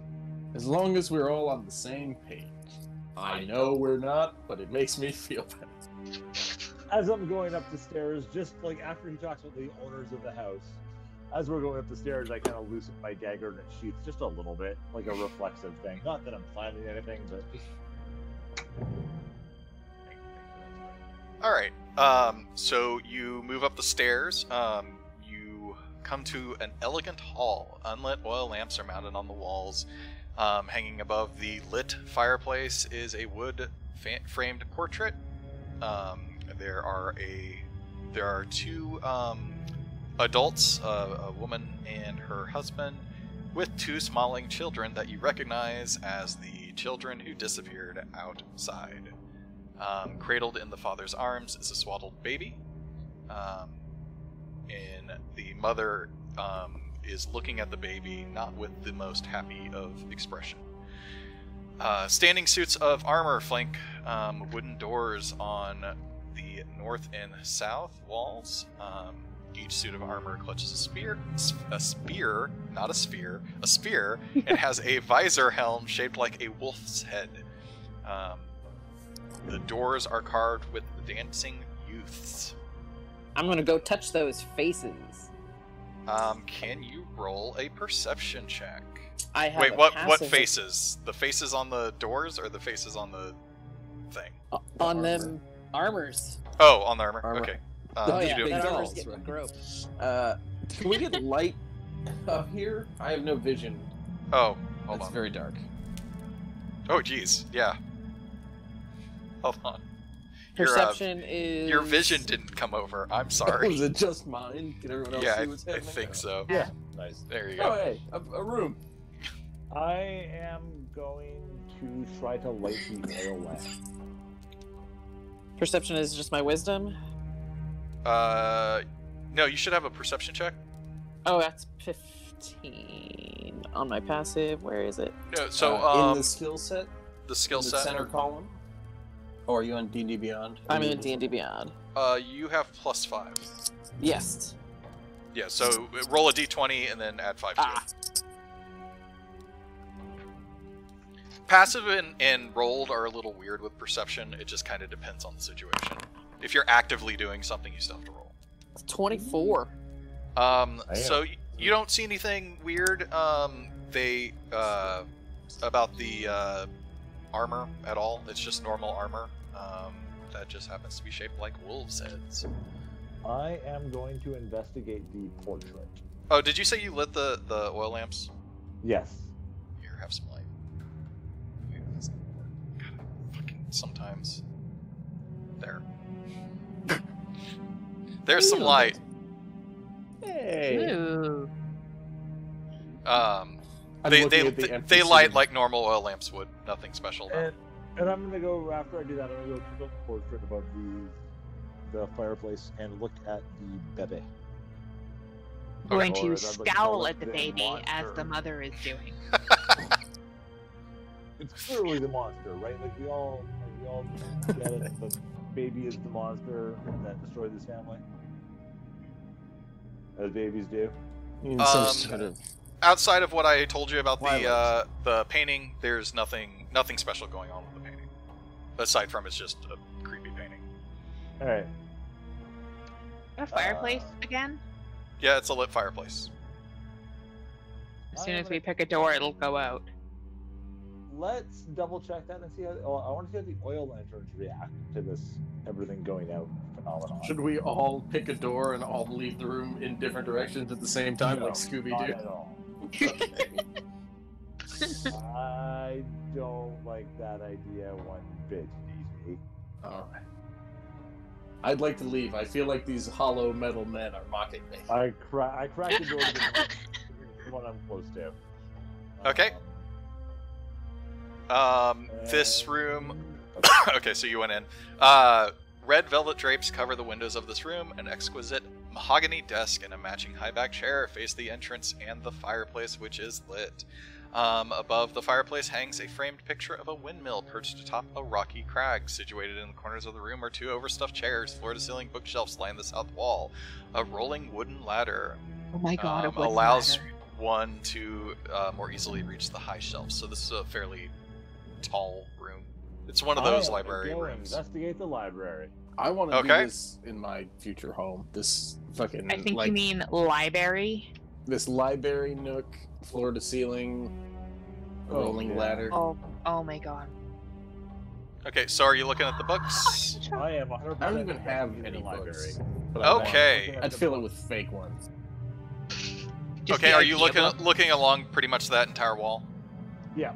Okay, roll perception. Fuck! You never told me you learned how to read. I got 5 on that. You got a 5? Didn't learn how to read. That was a Okay, No, so 5 is reading. 5 is you can read. It's This is friendly ribbing. We do it all the time. So, there's some books here. I think this dice you sent me is funny as this. It's not working. Look, the plan was going to be anybody who made it to Vegas would get some of those fancy, like, engraved metal dice, but, you know, Vegas, the town, has been canceled indefinitely. The whole country of America is kind of on hold right now, so... Yeah. We're gonna stay in our mountain fortress. Yeah. So there's some books, there's some poetry, fiction, and non-fiction books, but that's all you notice with that shitty roll. Explosions or blood, which were really the two things I was after. So. Definitely not with that roll. You don't. I would also like to. Somebody else could look at the bookshelf. I would like to take a roll and see if there's anything about local history, perhaps. I am giving it a scan as well, just to see if any patterns emerge. Okay.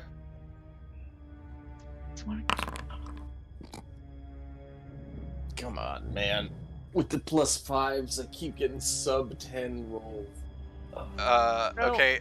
So what am I looking at? Do I do a roll? There's /R space. Do that. I just don't know what the plus is. Oh, you'd be looking for perception in the center column. It's a skill. +3 for Ivy. Yeah, there you go. So /R and D20 +3. See if this works. Oh, What is going on? Yeah, I'm thinking the auto roller stinks. It's cursed. I'm gonna die. We're getting all the dust out. We're getting all the bad rolls out early. Do you want to take a look at the bookshelf? Yeah, Fire? I will look at the bookshelf. I mean, is because 13 they're all like very nothing? interested in it? Am I not like, hey, yeah? I just want to see what she rolls before local history or whatever. I just want to see what she rolls. You said it's perception, yeah? Yeah, so yours is +5. Really, you should be the one doing natural it. 20. Okay.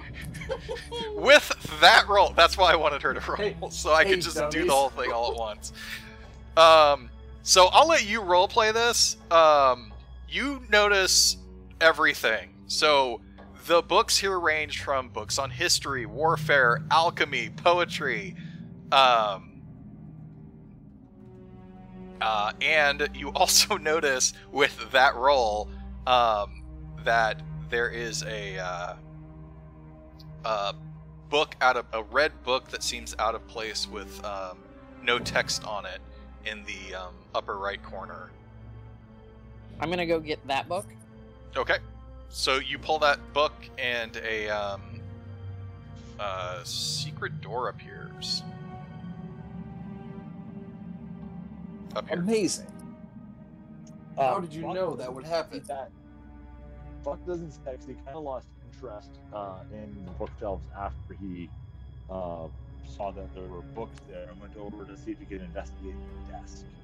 Okay, the desk is empty, but there is an iron key. I am talking the iron key. You take the iron key? Yep. Okay. There is, so you pretty much checked out. The door open or what? How did you hear when she goes to grab that book, the book does not come out, but it tilts and the bookshelf slides to the side and there's a door behind it. Okay. Up here. Okay, yeah. Well then, let's investigate that. Are you actually interested in it? She's just gonna kind of stand and stare at it. I'll point it out to everybody and be like, I believe our young friend has found a secret door. I don't know if you're actually young or just young for a fear roll. But you sure act like a surly teen, so I'm gonna go with it. I'm an ageless automaton. That's better than a regular door, Buck says as he sits up from the office chair and lights his pipe and comes over to investigate. I'll go first in case anything deadly is in there. Sort of accepted. That's how it goes. I can't actually move through the thing. Oh, well, can you not see the door there? It's open. Can I? Sorry. No, I could. It was under my token. Oh, is it a skeleton? Yeah. So the secret room. So this room contains bookshelves with more books that you should probably not roll a 3 on. I should. There is also a Heavy wooden chest with clawed iron feet standing against the wall. Its lid is half closed. Sticking out of the chest is a skeleton in leather armor. It appears we are not Yeah, the leather first to leather find armor. This. A lot to take in here, much like that chest took in that man. Hypothesis. We are not the first people to wander into this house. It has at least one trap that has claimed this gentleman's life. There are probably more traps. We should either leave or be on our guard. Good And plan. investigation. Yeah. And I kicked the foot And of also- the corpse. And that was my perception roll on the books. I would like to look at the Okay. books in here, but I got a 12. So Yeah, no. So there so are more you books in here. yeah. So there are there's various tomes. You take a quick glance through them. They described summoning rituals and necromantic rituals of a cult called the Priests of Osybus. Oh, Cephas. Osybus. Osybus. Osybus. Hmm. I relay that information sort of generally. Like lots of books on magic, dark stuff. Something about a cult of Osybus.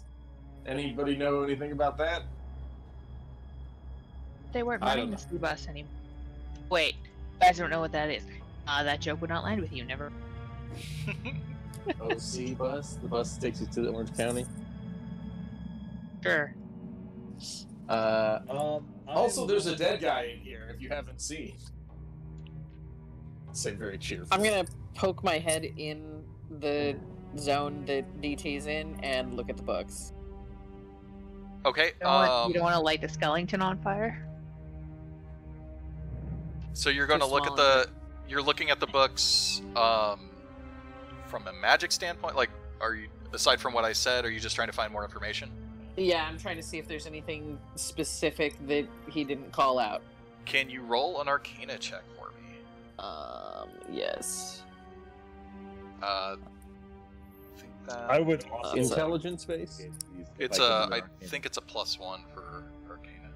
Yeah, but it's int, so So it would be in the skills. Can Oh, I no. make an Arcana check? yep, them's books. Yep. Yes, those are books. Yeah, you can do it too. Yeah, well, 11 is just enough for you to know that these rituals are bullshit, and these people are idiots who wrote this book.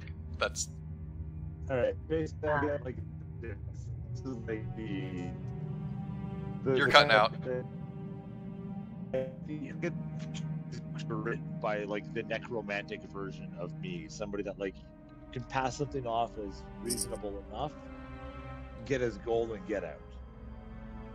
It's the fucking Tony Robbins of necromancy. Just like motivational necromancy. They just sweep in through town and take people's money and bail. Leave them Just with their feel books. good dead guy bullshit. Here, take this ritual, but you have to wait till my energy clears out. Wait about a couple of weeks since I'm out of town, and then do all the ritual. okay. That's a So pretty good scam, Buck. We should get in on that. Investigate how this chest and skeleton came to be entangled. okay. Let's get So on that save. can you roll an investigation? See, perception I'm great at, but investigation I stink. I got a 17 investigation. Okay, so on close inspection, you can tell that the skeleton triggered a poison dart trap, and you can tell that because there are 3 darts stuck in the dead adventurer's armor and rib cage. The dart mechanism inside the chest no longer functions. Clutched in the skeleton's left hand is a letter. Oh boy. Can I'm gonna- I take these Oh, yeah. 3 darts and keep them? You can. I plucked the darts carefully out of this guy, corked the tips because in case there's residual poison, and store them. Okay. And then I passed the letter to DT. Okay. You know, normally I would mock people and be like, oh, what are you gonna get these darts back to the lab? But you sort of are, I guess. Gonna turn that into some, even the trace amount of poison might be the crucial ingredient in some alchemical nonsense.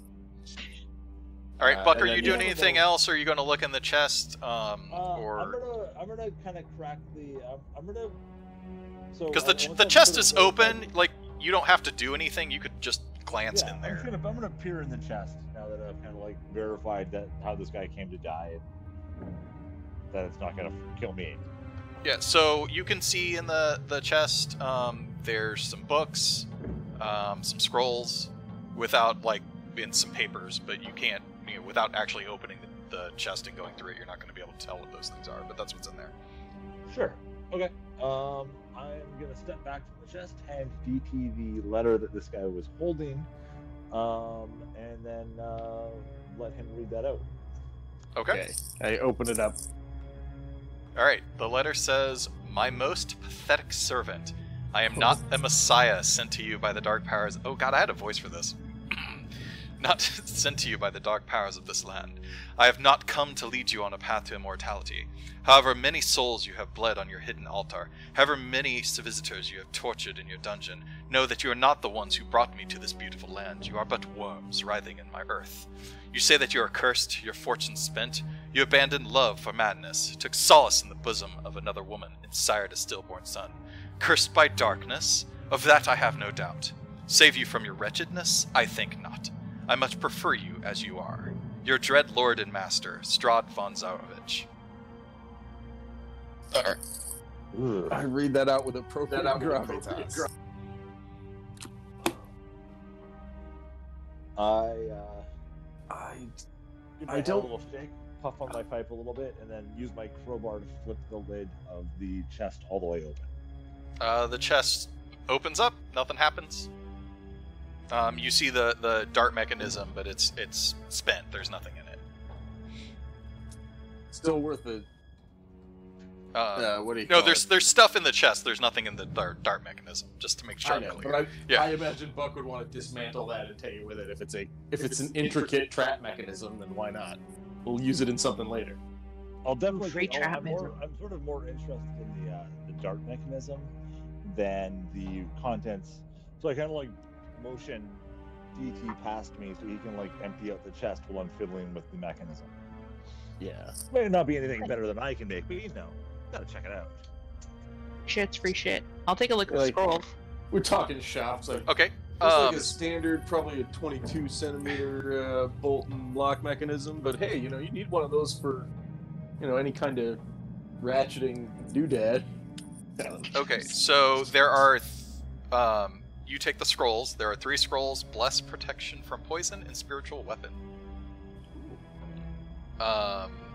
Other things in the chest. I need a notepad. There are 3 blank books with black leather covers. They are worth 25 gold each. If you were to sell those. Dictionary hoard. Calling it. Calling that. Hoard. There is the deed to the house you are in, a deed to a windmill, and a signed will. Let's read the will. I feel intrigue coming on. The will is signed by Gustav and Elizabeth Durst and bequeaths the house, the windmill, and all other family property to Rosavalda and Thornbolt Durst in the events of their parents' deaths. Their son, Frederick. What were the Okay. scrolls? The scrolls are one of bless, one of protection from poison, and one of spiritual weapon. We share those. I know it's few, but they sound good. I just the notebooks because. If Yeah, I you actually are don't going remember to, how scrolls work in this. if you're gonna keep the books, if you're gonna sell the books, I'm more than happy for you to just put the gold in your inventory instead of the books. If you want to split 75 gold 4 ways. And then somebody should probably note that you have a deed to this house, a deed to a windmill. I have written that down. Okay. And I will try and keep track of some of this stuff, but I can't promise anything. And that's everything that's in there. You have defeated my room of things. Okay. All right. How do we add this? How do we add the scrolls to our inventory? Is it just add items and then like a spell scroll? Do it in D&D Beyond. Okay. So if you go to the equipment tab, manage equipment. Is it just spell scroll first level or spell scroll cantrip? Spell scroll first level, I believe, is how it works. But yeah, you go to add items and then. Yeah, so yeah, it's weird with this. I can set this stuff up for you later if you want. Okay, I'm just curious how it works, but yeah, no worries. Because I really don't know. But just write it down and we'll get it square. And if you don't have any inventory, you have it written down, so it's fine.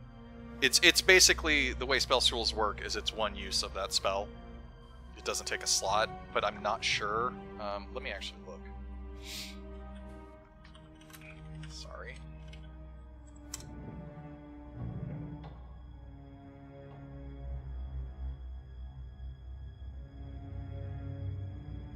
So you have to have the spell on your spell list, otherwise you can't cast it.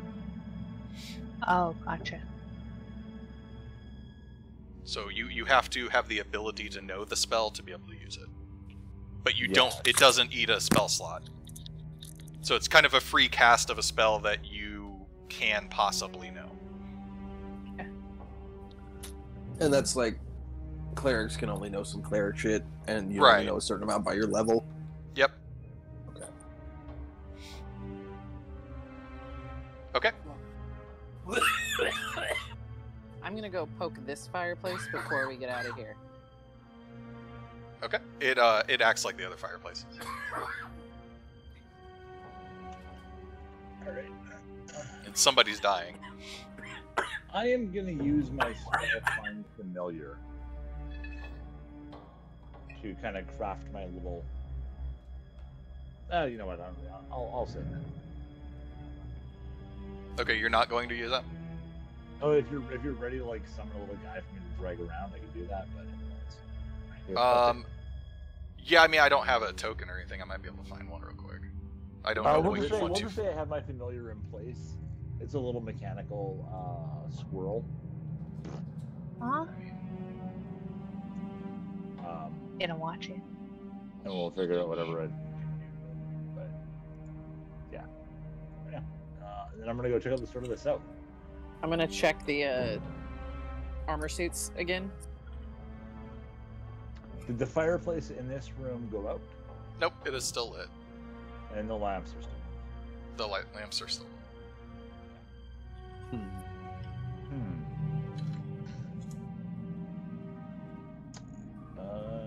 I'm gonna crack the door to the south.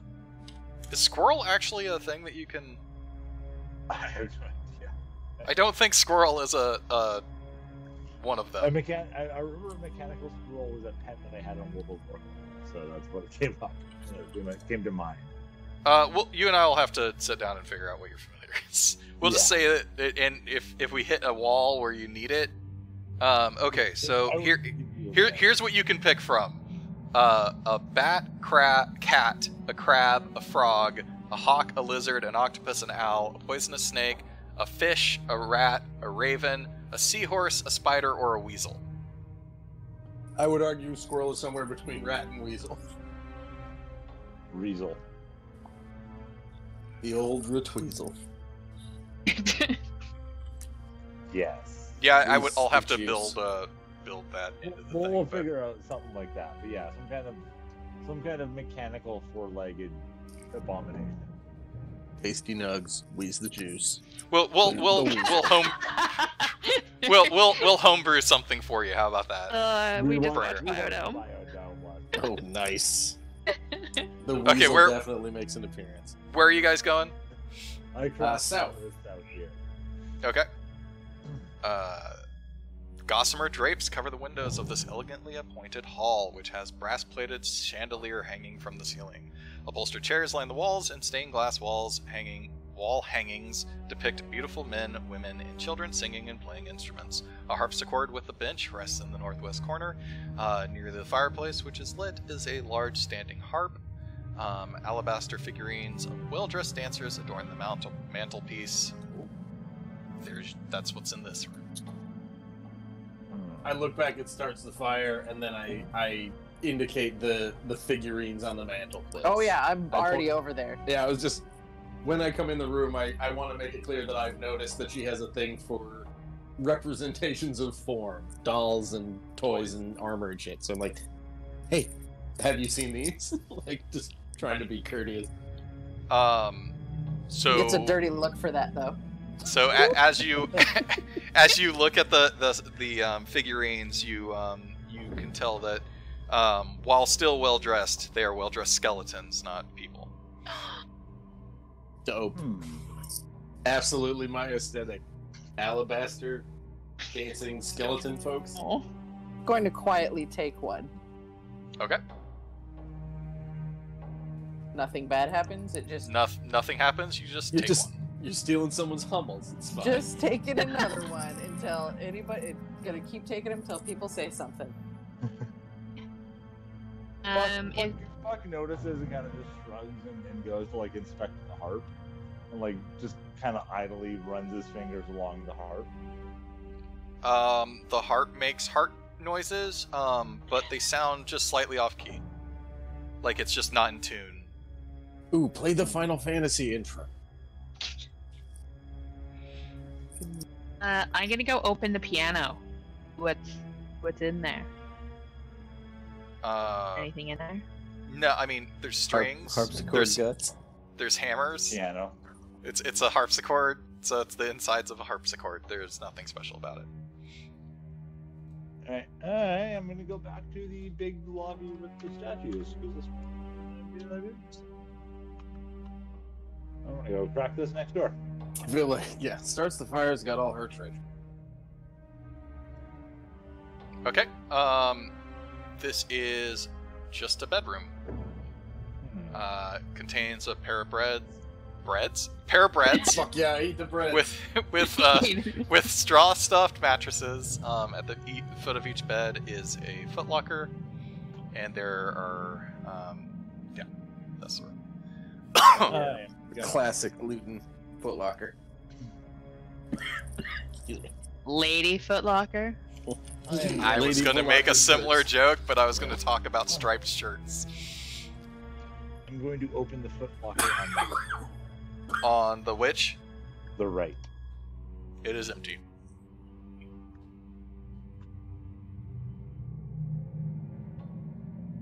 And the one on the left. Yeah.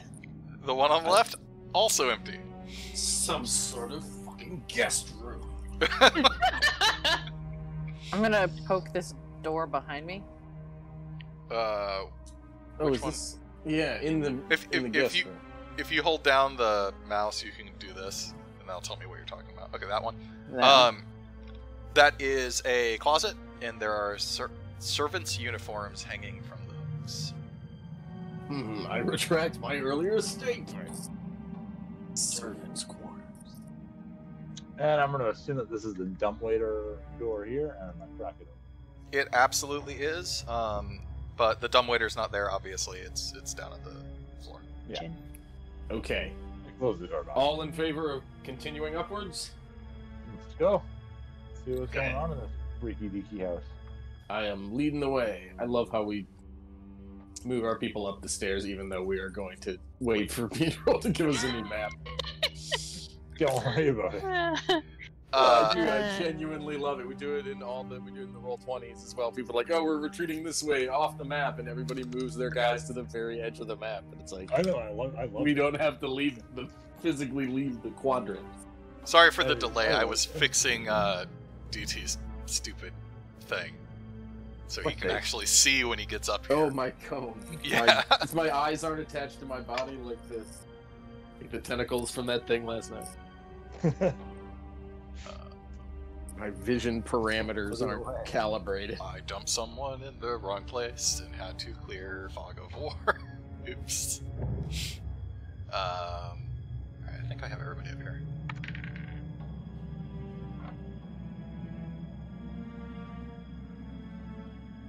So if the Durst family continues to feature into this campaign throughout, then we will eventually hear my absolutely spot on Fred Durst impression. I'm just warning you right. Okay. So you have come to a dusty balcony with a suit of black plate armor standing against one wall draped in cobwebs. Oil lamps are mounted on the oak-paneled walls, which are carved with woodland scenes of trees, falling leaves, and tiny critters. Right. Pastoral, idyllic. What the fuck is it doing up here? Are all of you standing where you are standing?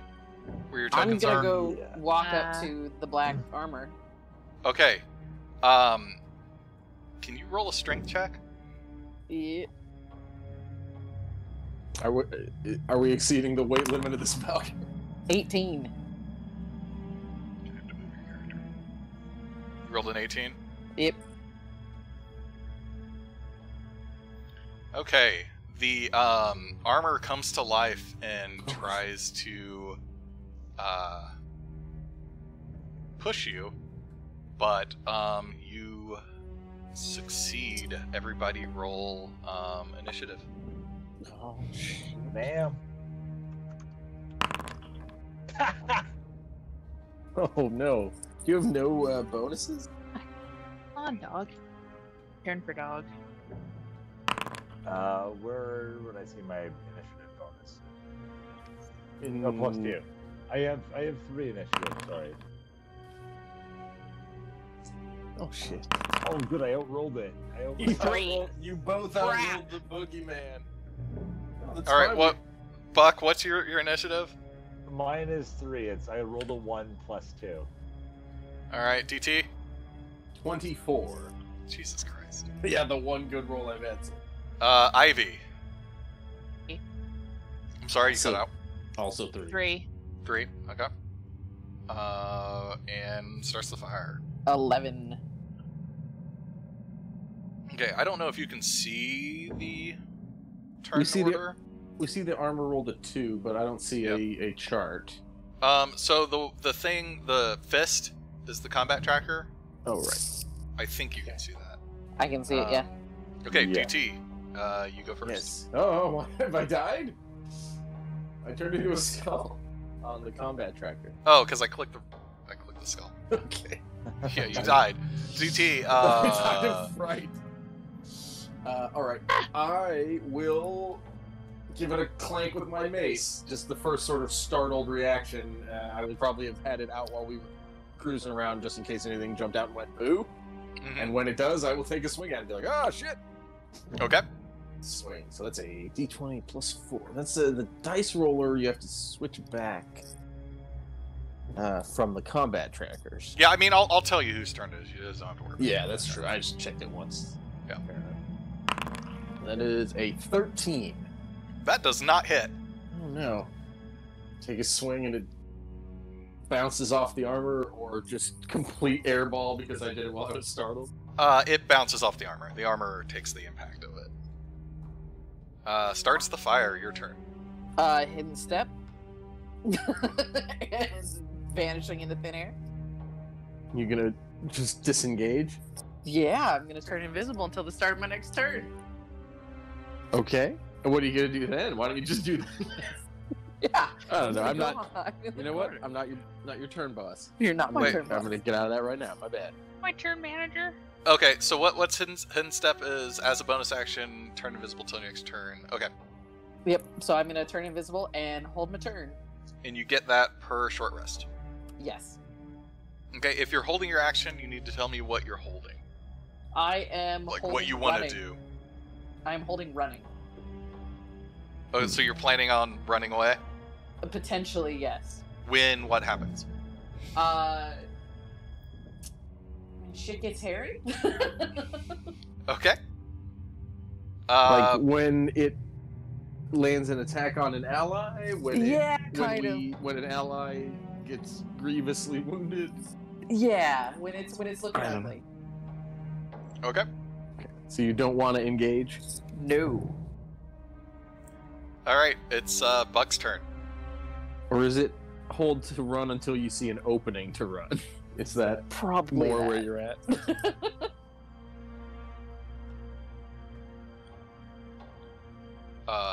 Buck. So I had been facing to the north with my crossbow, sort of watching that door when this thing came alive. So I turn around with my pretty delayed reaction here, and I try to shocking grasp it. Shocking grasp. Okay. Roll to hit. Ooh, that's not good. What was it? 9. 9 does not hit. All right, Ivy. I'm sort of facing it, and I'm gonna do a crossbow attack, but you're gonna have to help me with this. Do I do 1d6 plus 2 twice? Double That's crossbow? damage. So you gotta roll damage. You have to roll for attack first. No, she has some weird Oh. bullshit. Hold on. Yeah. Oh, Okay. yeah. Yeah, so, We kind of got into some weird shit, so yeah. yeah, so she actually gets to, attack twice at level 1 because of her. Yeah, what? I mean, Yeah, so, you can roll it how you want, but it would be 1d6 plus 2, but then we just add the 2 to both.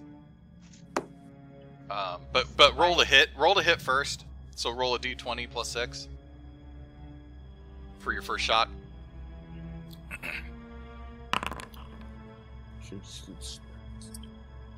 15 misses. So roll again. What? fine. Another He is armor. His armor class. Yeah, roll another 1d20 plus 6. This armor is really well armed, guys. Does he have a? He's wearing leather armor on top of himself. Teen? Okay, so that one metal hits. Roll Yeah. 1d6 Okay. plus 2 for damage. Do what? 1d6 plus 2 for damage? Mm-hmm.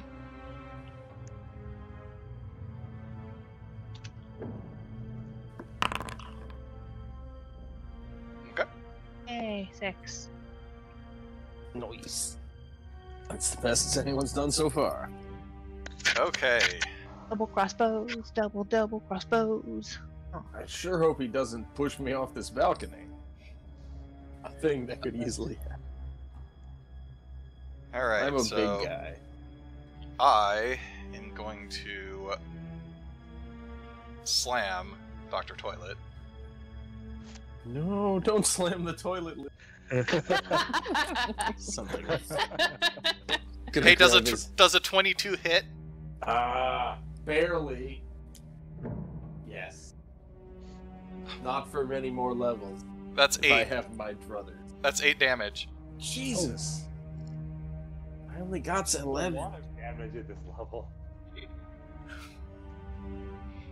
Ooh, I've been struck by this smooth criminal in front of metal bastard. God, that leaves you What? 3, doesn't it? Yeah. Yeah. I modified your health, so I can keep track of it. Okay. Hey, guess what? Wasn't supposed to Hey, be like hey, that. guess what? Guess what? It gets another attack.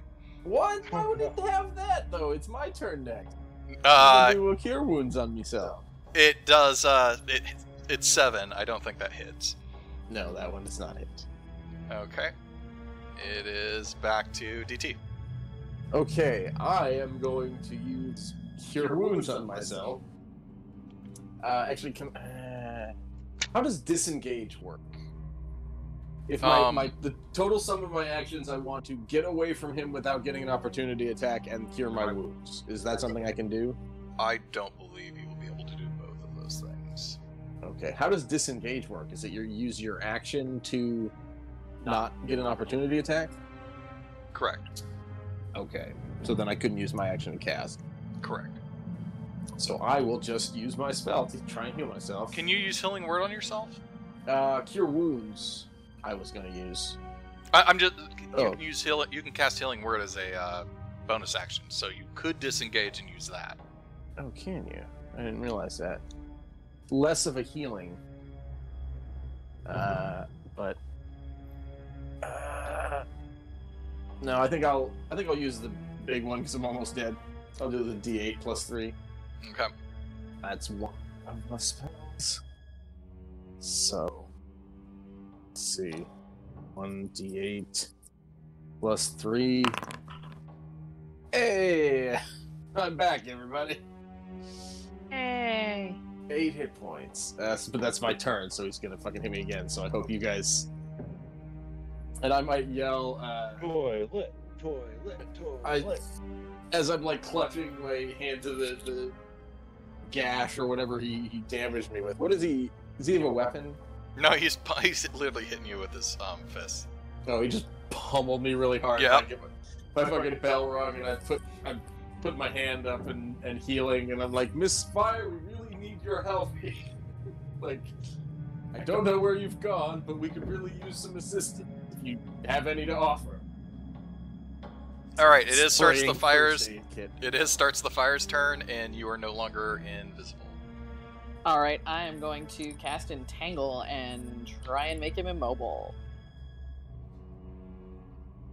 It would be helpful. So let me do my slots, and I do need to roll. What's my modifier on that? That's +3. I don't think you roll on this. A creature in the area when you. So Yeah, grasping he makes a weeds save. and vines spout from the ground in a 20-foot square. So if you cast this, you're all in vicinity of it. So you will all have to roll to save it. Do you still want to cast it? Then. Okay. That's the same. What's Thunderwave's the same thing but a cube, right? 15-foot cube originating from you, so it would hit DT, Buck, and the armor. And I would actually say it doesn't hit Buck because it hits the armor, and as long as it hits the armor, as long as the armor doesn't save, it won't hit Buck. If the armor saves, it will hit Buck. But you're gonna hit DT regardless with that one. Yeah. Then I'm gonna shillelagh and bonk it, I guess. Nothing like a good bonk. Just Yeah. energize your fucking super stick. I'm gonna soup up my stick, because then it gets pretty vicious. So, hold on. What was my roll on that? So, shillelagh's at will. So it's one, and so I'm a +5 on that because I use my wisdom modifier. Yeah, it's roll d20 plus 1. Yep.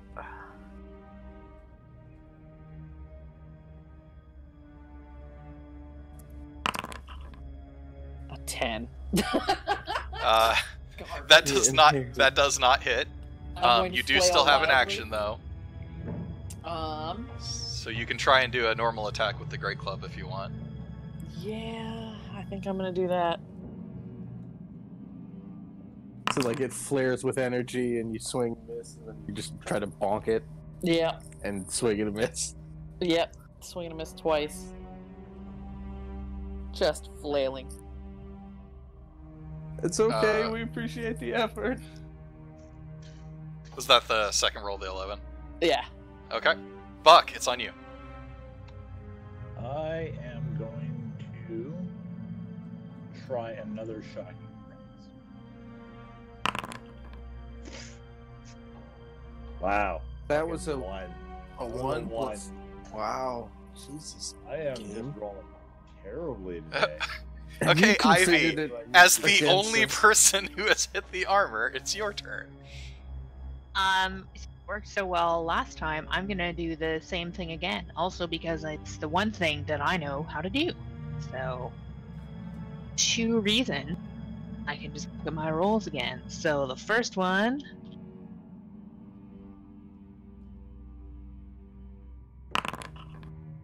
Misses. 9. Damn it. And the second one.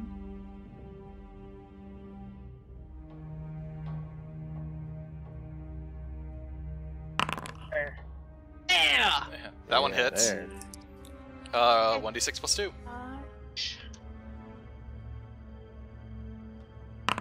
Turn off cheat mode where all the dice don't work. Painful. Yeah, Wow. 8 on Well, that that. was a full damage, though. Yeah. Alright. Miss one and then like get all pissed and steady your aim and just wang one right into her. Do maximum Yeah, the damage. first one was with my left hand, which is not good. Okay, the armor is going to attack Ivy. Oh, not The only retribution. one to damage. Not consequence. The first Eight attack. consequences for my actions. The first attack misses. Haha. The second attack, I assume, hits with a 22.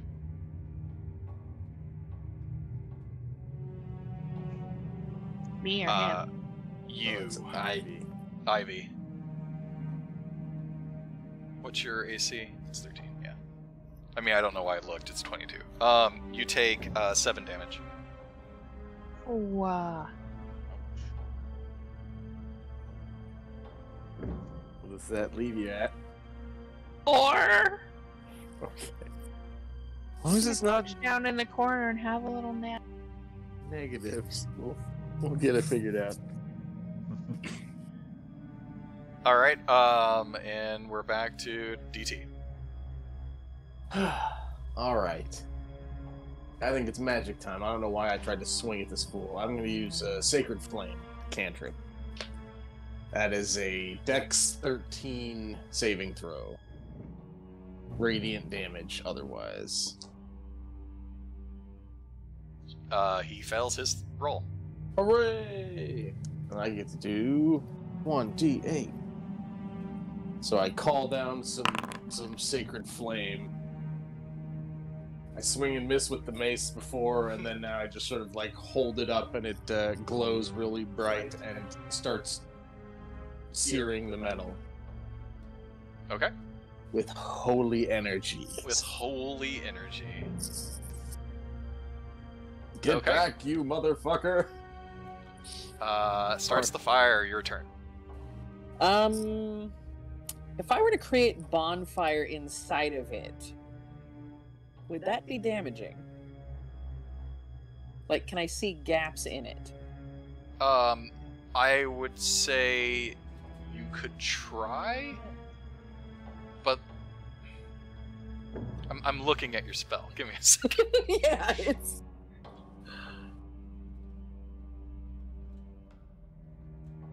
It's a cantrip. Yeah, no, I see. I would say no, because there's nothing to catch fire.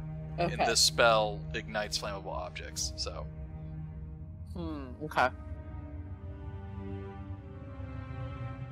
Then Well, no, because you create the fire on the ground, and that just happens. So you could Yeah. do it, but he's not going to catch on fire. Okay. So he'll take damage, for the initial damage, but that's it. Okay. No, I'll behave. I'm gonna use my other spell slot, and I'm gonna throw Healing Word over on Ivy. Thanks, girl. Is it some strange Fearbolt incantation? Probably just shrieking. So that's gonna Hurts be, my what, ears, plus but I 3 on feel it? better. 1d4 plus 3. Yeah. You just shriek at the right frequency to restore damaged tissues. I don't know. Sir, why are you 17. digging in That's a your lot. bed? I I just reversed all of the damage. Yeah, we've done all right so far, but you know, knock on all of the wood. How many health do I get back? 7. All. Right? Yeah, Isn't that that's 7 7. damage You you get, took? you get 7 of Mm. your health back. So that should just fill you right back up. And I'm going to yell, "Run!" Buck's turn. I am going to sort of take a quick step back, not out of the zone, so he doesn't get an opportunity attack, but instead of trying to go for grasping this thing, I'm going to take a quick step back and steady my aim and cast Chaos Bolt at it. I don't know what that is, but okay.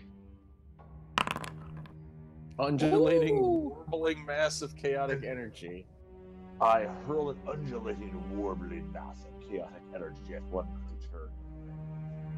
On a You hit, have to. target takes 2d8 plus 1d6 damage. One of the d8s determines the attack's damage type as shown below.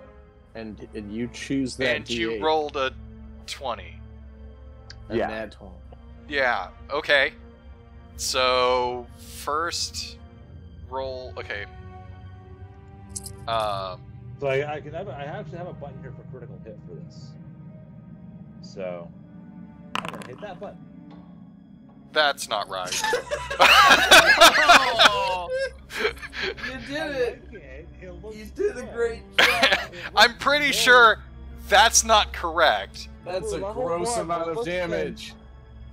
At level 1, you can do 144 damage on a crit. Sure. Yeah, let's go with that. Just go straight to the castle. It's fine. Let me roll what they actually say. Well, we're going for this thing. 2d8 plus 1d6. Except that doesn't tell me what the d8s were. So. What does a d8 look like? God damn it, deep fucking pipe. Okay, so that is psychic damage.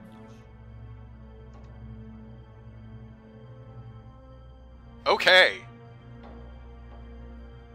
So this is all psychic? Yes, apparently. Okay, Resist that. do you want to roll... So, did you already roll for your crit, or was this just the first? That was just the first one. I don't know how the crit works for this. Is it just another 2d8? Or 1d8, rather? Hold on. 2d8 plus 1d6 damage. I mean, it would be that again. Okay. Oh no, so you get to choose what the damage is. So you roll 2d8 plus 1d6. But because this doesn't show you what you're rolling, yeah, so that's fine. Yeah. Yeah, okay. So you would roll another 2d8 plus 1d6, which you did. Or you haven't yet. Yeah, go ahead and do that. Okay. Okay. So all of that psychic damage, guess what he's immune to? It's psychic, isn't it? Yeah. Why is it psychic if you can't see the d8s? Have him roll the physical d8s, because you're supposed to be able to pick one, so you choose the d8 which damage type it does. And I rolled a 7. Yeah, he did roll the psychic d8 on and chose the... Yeah, he chose the psychic. I missed the part where you were terrible. Oh, okay. Supposed to roll 2d8 and pick one. I should have just let you keep the 144 and so that all of that bounces off. Okay. Ivy, your turn. They're not killing me, If that was but just like acid damage or something, it would have been so helpful. Or force, or lightning, or fire, cold. Yeah, force, just thunder. blast There them were apart. 8 options and you picked the wrong one. I'm feeling good and healthy now, so I'm gonna do the same thing over and hope it goes well for me. Okay. Fingers crossed.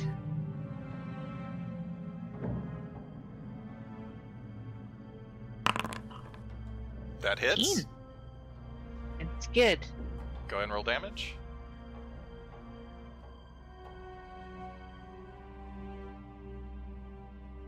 Again, the 1d20.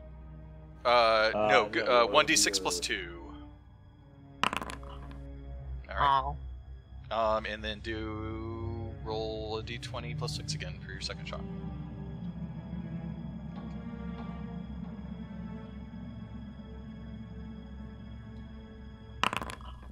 That one misses. ooh. Alright. It is the armor's turn again. He is going to attempt to push DT down the stairs. Or down the stairway shaft thing. Fuck you, warding flare. No, You don't have warding flare. You're not Bob Dole. I wish. Well, not the second part. So roll strength. Yes. Beloved strength.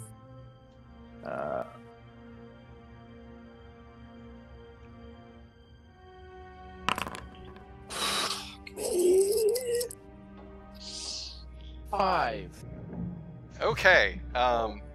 Give me a second because I have to look something up. I was gonna try and throw him off the stairs next turn. I was gonna grapple him. I'm looking up grapples. Yeah, no, I have to look a couple of things up and do some math. Hold on. Because you are definitely pushed down the stairs. This is fine. The balcony is right below me. If I go over the railing, that's, one floor. Right? No, you're falling down to the first floor. There's not a balcony down there. You're going falling. down the stair tube. You're in the stair hole. Yeah. The landing of each floor below made it look like that you got off the stairs and there was the floor that you were on, and then the stairs continued upwards. So I looking down there, like the fuzziness, that pink stairwell is leading down, and next to it is the floor that I'm gonna hit, in my opinion. Like one floor down. It's a spiral staircase with a hole in the middle, like every spiral staircase ever made. I don't believe so. I think of it more like a take, theater. So you are now on the first floor, DT, but I'm just gonna move you here. And you take and you take 8 damage. 8 damage, and you're gonna have to come back up to join the fight. Gravity sucks. I think it's my I'm gonna connection to my Steam Link thing. What's going on? It's giving me a red flag on your Wi-Fi, like we can't connect for a second to the Steam Link. So I couldn't go to. There we go. I couldn't go to adjust my hit points on D&D Beyond, but it has caught up. Okay. So I am back at 3 hit points, and on the first floor, start slogging my way up. Wait. Are there healing cantrips, or do I always need to use spell slots to heal? Sorry, I have Featherfall. I could have saved that, I think, if I remembered that I had Featherfall, and that's being used as a reaction. What if I had a Batman-style grappling hook that I could deploy? But that's the end of the animated armor's turn. He doesn't get a second attack because that was a shove. That was his action. It is DT's turn. Are you gonna come back up the stairs? Yes. Okay. Can you move your character where you are? I don't think I have it blocked off where you can't. Was that? Oh, I can just. Yeah. How long would it say? Would you say it would take me to get back up in turns? I don't. It's less than 30 feet. You can get back up in one turn. Okay. You fell 22 feet down. That's a lot, I guess. It's a lot to fall, but it's not the worst. No. I still disagree. Disagree with this house it's the way it's set up. It's your turn. Are you coming back up? What are you doing? Yes, I've come back up the stairs. I stopped so I'm not directly in front of him. And so that's my movement, so I still have That's action, your movement, so you still have an action. Mm-hmm. Okay. I am going to... Honestly... knowing that it wouldn't kill me, it probably wouldn't kill him. I was going to try and throw it over the stairwell to assist with running, but when I make it back, do people look like they've heeded the advice to run from starts the fire, or is everyone still engaged in fighting? Everyone is still engaged because no one's made an attempt to run on their turn. Okay. Then when I get back up, I'm going to try and help finish this, and I'm going to give it another Sacred Flame. Okay. This would be the Dex 13 check. For him. I believe that is a failure. Hooray for failure! Roll for damage. That's... 1! Oh. No. 1 damage. I like this idea. Okay, so I didn't pitch it, but I thought the cantrips, because you can use them over and over again, I was going to discuss having them be part of his construction, like Iron Man shit. Yeah. So, Sacred Flame would be a burst of holy energy, a compartment opens up and there's crystals and other magical stuff in there that helps shoot a Sacred Flame. And so I come stumbling up the stairs all beat to shit because I just fell off, and I'm like, I'm here to help, and it sputters halfway open, and like a car with one headlight that flips up, and it just sprays a little bit of holy light on him, and it sizzles a little tiny bit. It was, God damn it! I started thumping my forearm, trying to get it to work for next round. Yeah, I like the idea that it's part of your forearm too. Yeah, because I got that, and then so there's the Word of Radiance would be like a bunch of ports open up because that one is a AoE centered on me, and just a bunch of light shines out. And then, I don't know, Guidance can really just be magic. I don't know how you work Guidance out of it, but laying on of hands and it transfers some magical energy. Okay, starts the fire. I am going to take my own advice and start running. Okay, are you taking disengage as your action then? Yes. Okay, and you're going to what? Where are you going? I'm going to try and get behind DT and starting down the stairs. Okay, with this you could get most of the way to the first floor. Okay, so I'm going to stop, like, here-ish. Okay. So you're just getting out of melee range, basically. I'm getting out of melee range. Okay. So that starts the fire's turn. Buck. Can you roll for me? Because I'm walking my dog real quick. I can. What do you want to do? Grasp again. Try Shocking Grass? Actually, does one of your party members want to roll? Let me scroll. Or I can do it. I got it open. It's fine. Okay, Shocking Grasp. Do Chaos Bolt again, but with a different damage type. It failed, Bringer. Damn it. Buck didn't want to leave a... It was a 14, though, so it's better than what you've been rolling. Have you been rolling with advantage? Because it says you have advantage if it's wearing armor made of metal. Oh. It's in the little card that you link when you clicked it. I should have advantage. Then I will roll again. That was a 2 that time, so no. Dang it. Here, I thought I was saving the day. Your Shocking Grasp was going to blow the armor apart. Ivy, you're up. Only one is done, damn it. Well, I guess I did a little back there. I'm doing the same thing, and I have my rolls into Notepad, so I don't have to do them every time. Nice. This is why I hoard notebooks. Pew! I mean, I have multiple. Yeah. So that hits. Roll for damage. Is that the damage is the D6, right? Yeah, 1d6 plus 2. Thank you.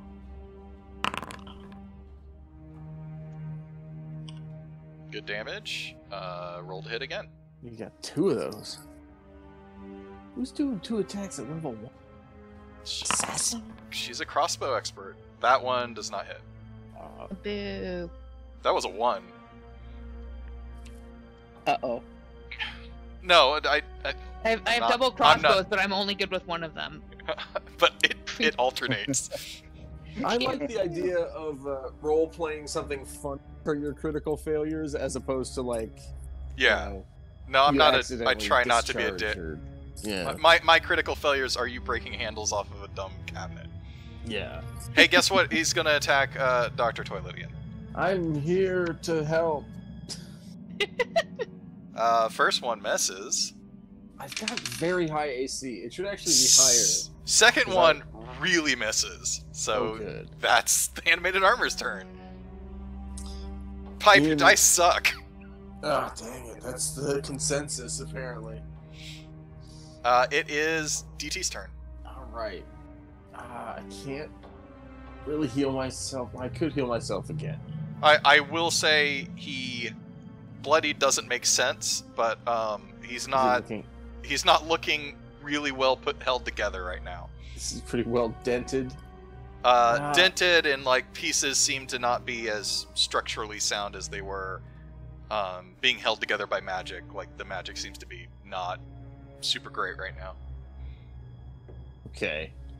Then I'm gonna try one more. So it's like I keep shoving my mace in his face with the sacred flame, and it's like melting off layers of patina and stuff. And I was like, "Come on, fucking come on!" Like, just so yeah, I knock my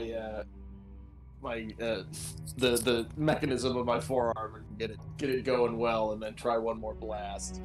All right, and what was that again? It's a Dex. Dex 13. I save that time. Ah, damn it. So that's, while I was fixing it, it like opens all cockeyed and like sprays a bunch of holy fire at the wall behind him. It's like, ah, jeez. Well, All right, starts the fire's turn. I am going to. Can I do a bonfire at his feet and continue to flee? You can absolutely do that. Alrighty, what do I need to roll? I don't think you roll It's a anything. cantrip? But It's a cantrip. It has a range of 60 feet. It's a dex save of 13. I have to roll a save.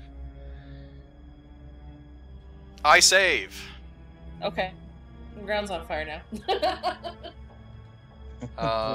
Ground is on fire for up to 1 minute, as long as you maintain concentration. Thinking about that fire. And then what? Does he take damage for being in it? I have to roll to save every time I'm standing in it, but it's only 15, so. I haven't seen this thing move so much as just kind of We've shove. kind of got him pinned in by all of the bodies that he's smashing up. Yeah. Are you moving further down the stairs? Or are you staying where you are? I might move one more square. Okay. So you still have eyes on what's going on, but you're kind of peeking up. Yeah. All right, Buck, your turn. I'm going to yell at it. You're not so impressive, you massive misshapen metal, and try shocking grasp again. I'm gonna need somebody to roll for that though. All right, I gotcha. With advantage this time. All right, what is your shocking grasp? Yeah. So that hits. One of them hits. Okay. So thank yourself for advantage there. And what is Happy, hey, 1d8? Happy, come here. 1d8 plus 3. Is it? Your D&D Beyond says no plus. Oh, maybe you're right. Yeah, you can't trip. Right, sorry, you're right. Yeah. 1d8 lightning damage, and it can't take reactions until the start of its next turn. I don't think it had been doing that, but that was. Well, it hasn't been hit by it yet. Reactions are things like opportunity attacks. Hey, but it's dead, so you're good. Oh, you shock it. Come on, Happy.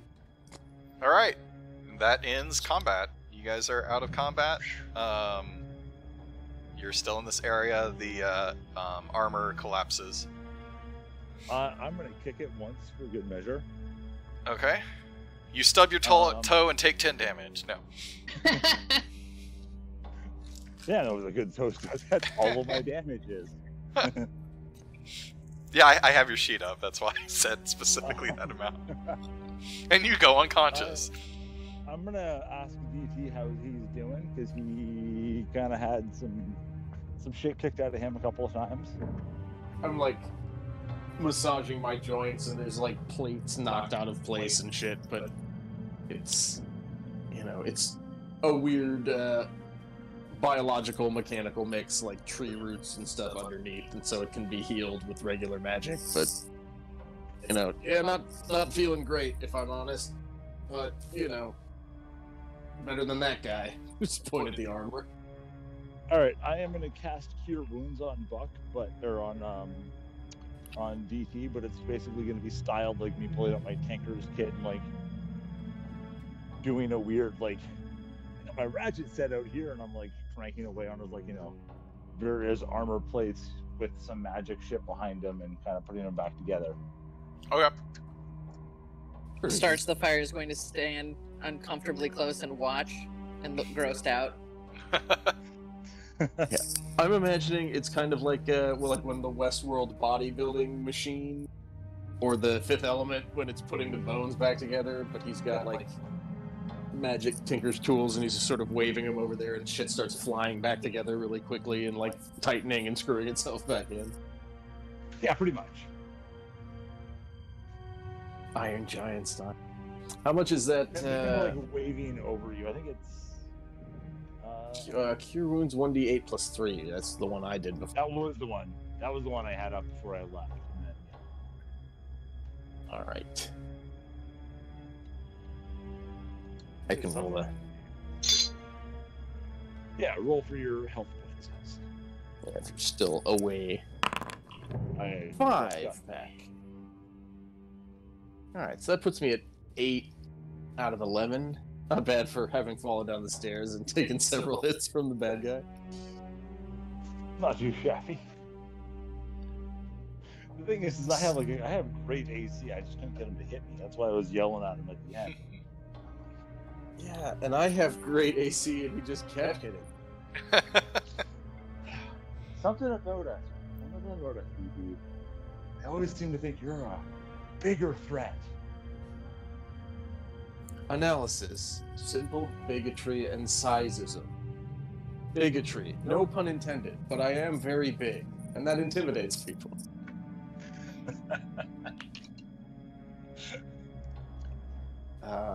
Okay, so should we... I'm gonna check and see whether this corpse has anything on it besides death. I mean, it is plate armor, if you wanted to wear plate armor.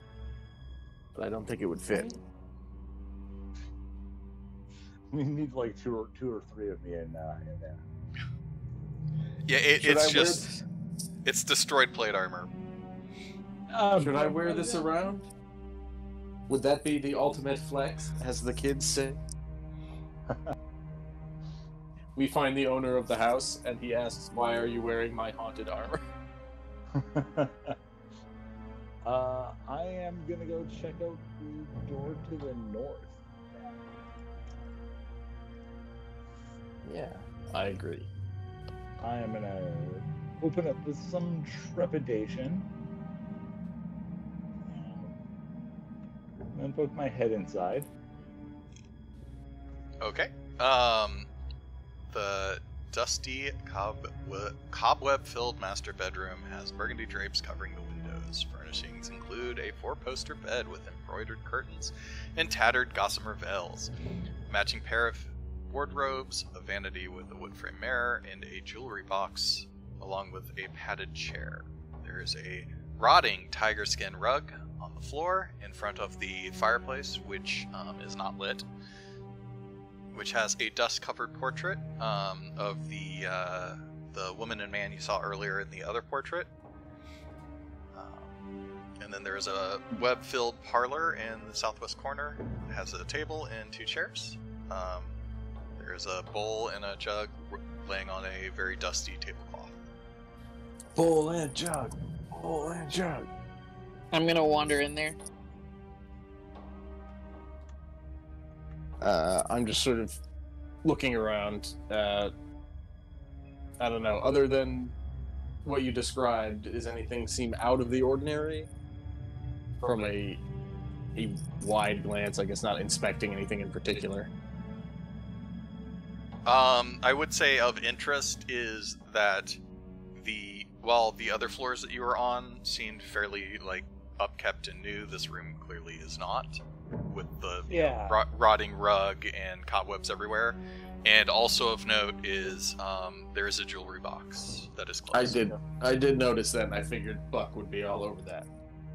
And the fireplace was unlit in this room too when we came in. Yes. Which doesn't follow the pattern. So I'm gonna investigate the jewelry box. I'm not gonna pick it up yet, but I'm gonna check it basically with my crowbar. Okay, roll for crowbar poke. But you've been doing it anyway, so it's I would say just give me an investigation check.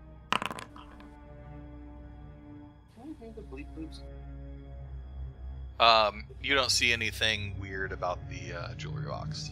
I also have to turn way down. I will pick the jewelry box up and see what's going on with it. Okay, And by that, I mean I will try to open it. All right, the jewelry box itself, before you open it, is made of silver with gold filigree, and you think it might be worth something. Inside are 3 gold rings, a thin platinum necklace with a topaz pendant. Ooh. I'm gonna come over and poke at whatever remains in the fireplace. Like, how long ago does it look like this was used? Like, months and months? It has ash in it. It hasn't been used in quite a long time. Buck, the jewelry box is worth 75 gold. The 3 gold rings are worth 25 each. and the pendant is worth 750. Oh, darn. If you want to write all that stuff down. 900 gold total then? Yes.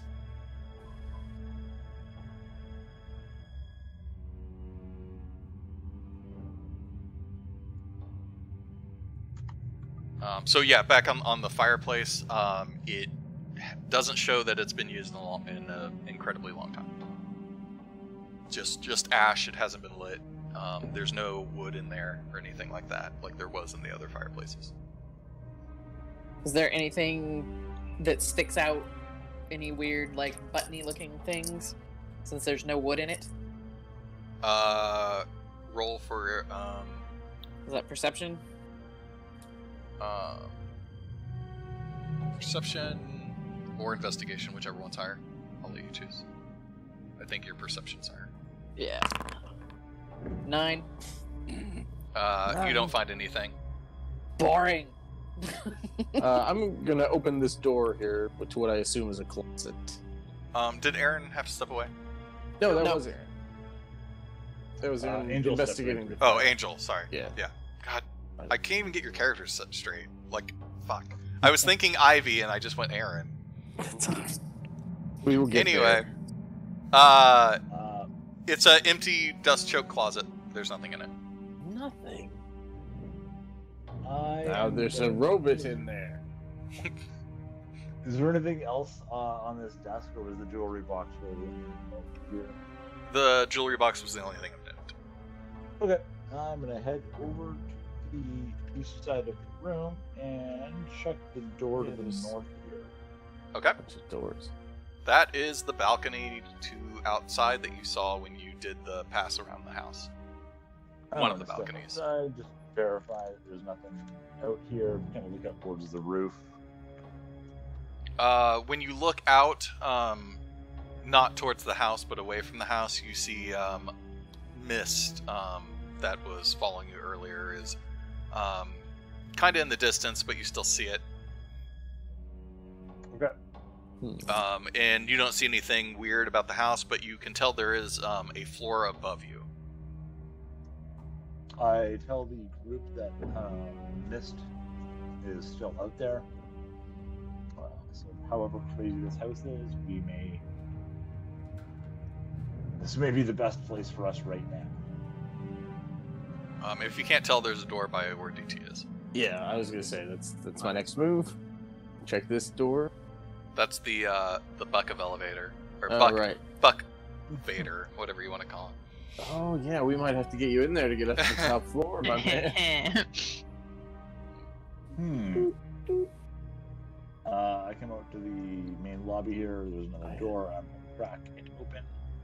Alright. This dark room contains a wooden tub with clawed feet, a small iron stove with a kettle resting atop of it, and a barrel under a spigot. Cistern on the roof used to collect rainwater down the pipe, but the pipe is broken and clearly no longer works. Damn, really? A standard 5x10 bathing latrine. Shoddy workmanship. I'm not a toilet doctor, but I play one on television. Alright. I should have made a robot Dusty who's also a shelves. time mage. Dusty shelves line the walls of this room. A few shelves have folded sheets, blankets, and old bars of soap on them. There is a cobweb covered broom leaning against the far wall. Sweet. That's pretty much it. Broom. Did you grab the broom? Broom acquired. Okay, so roll for initiative. What? Why would I actually touch the broom? Oh, I was just kidding. Oh wait, +2. I gotta set everybody to...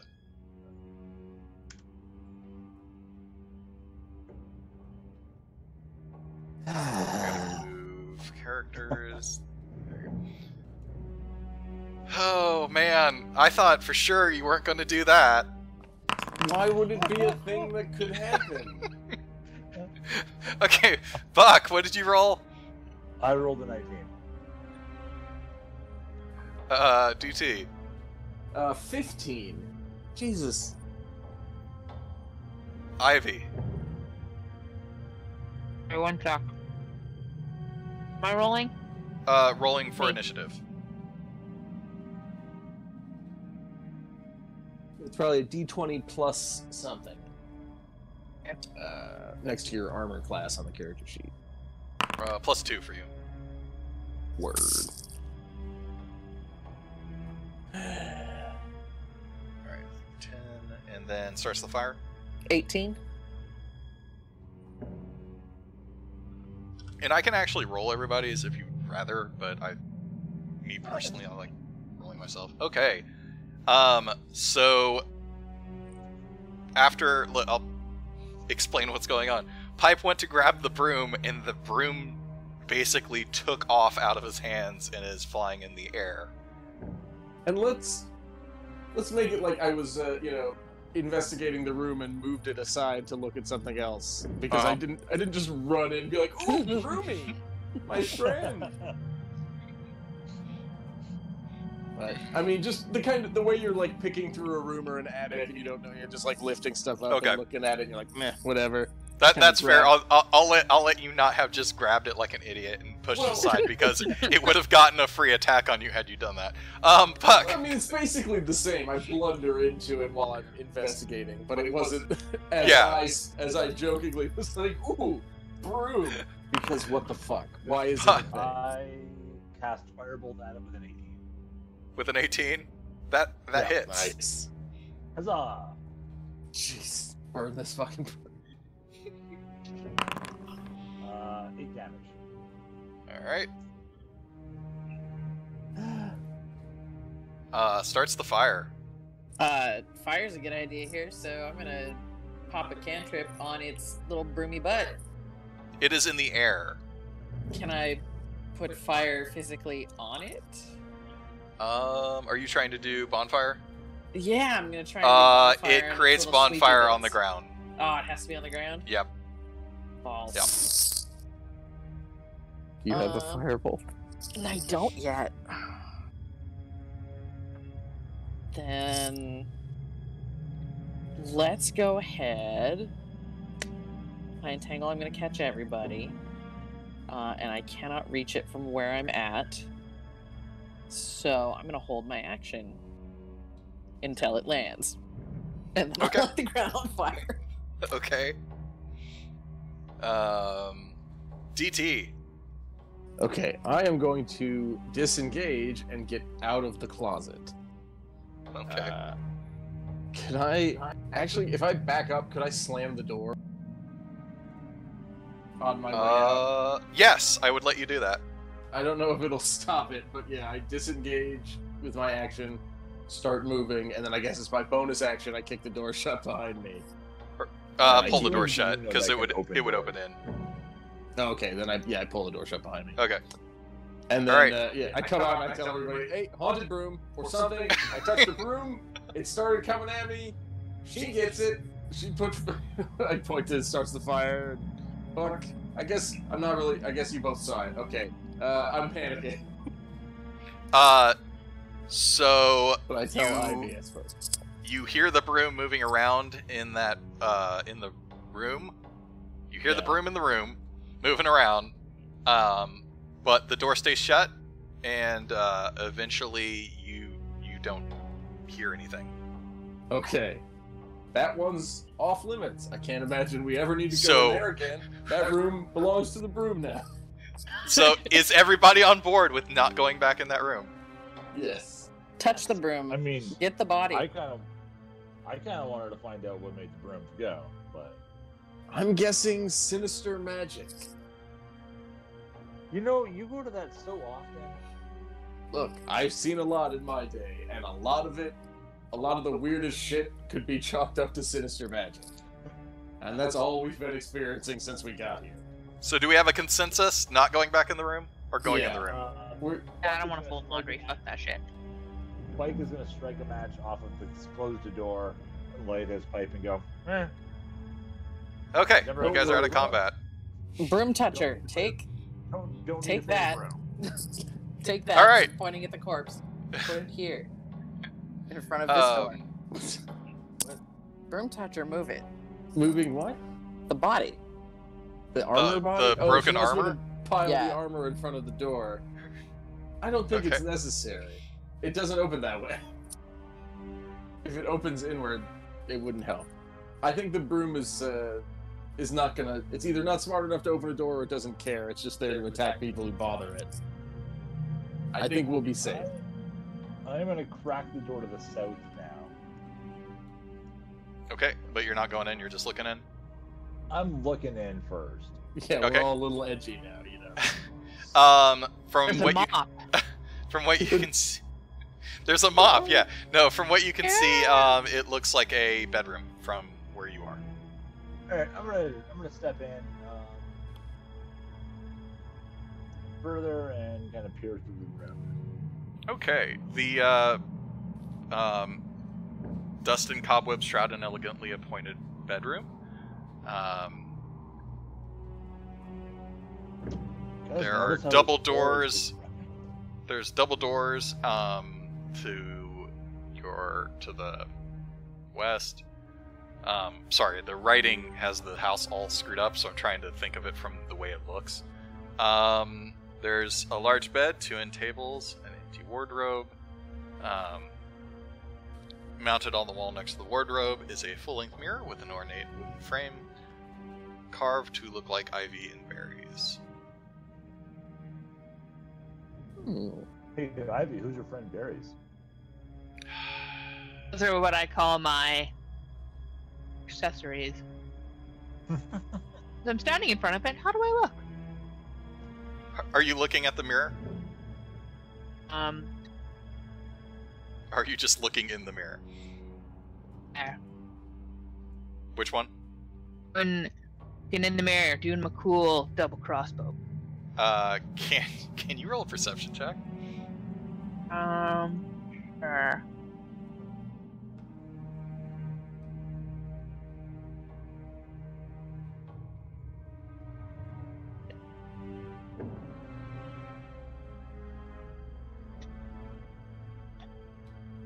How do I do that? Hello? Yeah. To roll a perception, it's for you. It's 1d20 plus 3.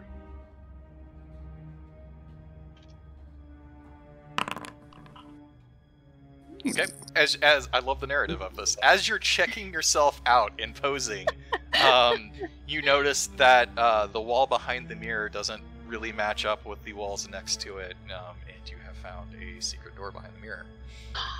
Yes. So you now have a secret door to the north and 2 doors to the west. Alright, well I'm right next to this one, so I guess I will open it and take a peek. Okay, this room, it contains a crib with a hanging black shroud. Ooh, Jesus, no thanks.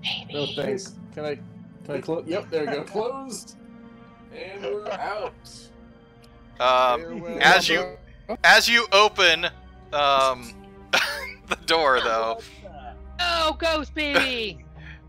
a specter appears. Oh, I need Jesus. to remove this thing though first. Oh God. I had opened the doors. Bumble McBumbles a lot. Roll initiative. What? Someone was gonna open that door. Somebody was definitely gonna open that door.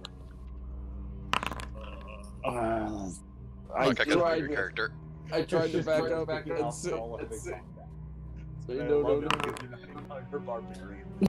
No. All right, Buck. Oh, hold on. What was yours? 17? Yep. DT. 24. Whoa. Yeah, my only good rolls are initiative. Doesn't help because I can't do shit when it's my Ivy.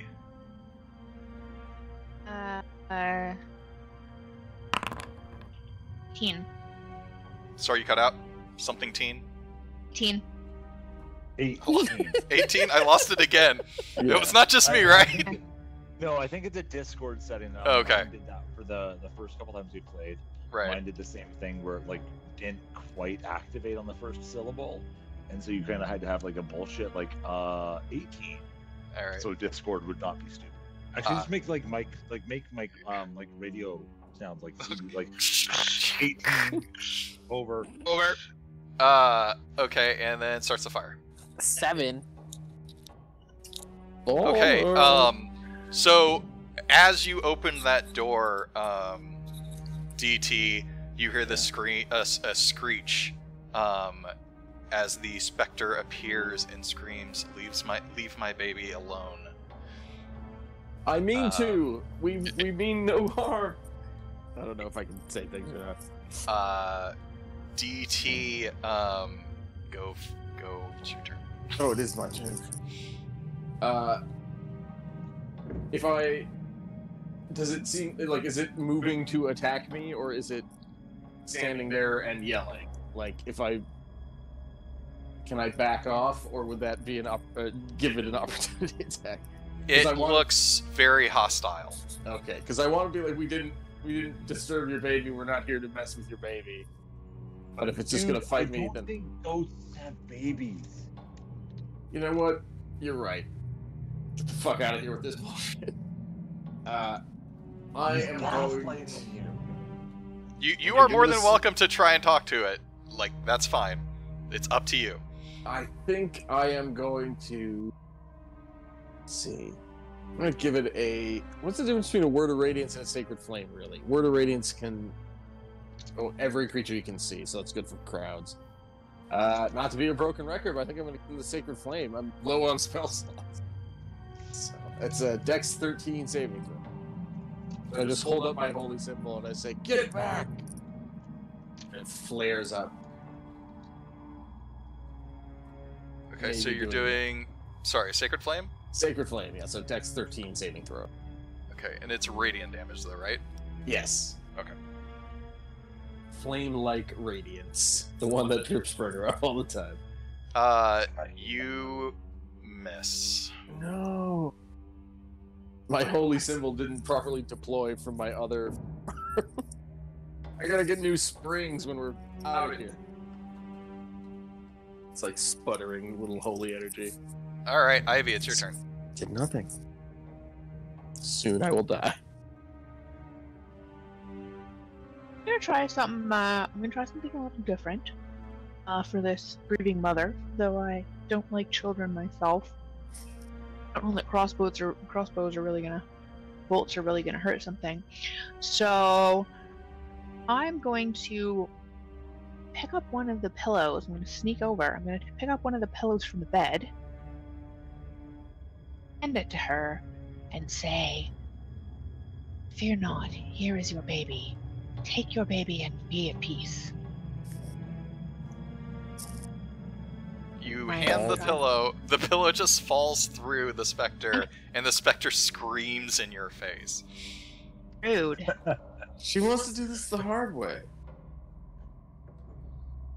Return. Well, Buck sees all of this and goes, "So the hard way it is."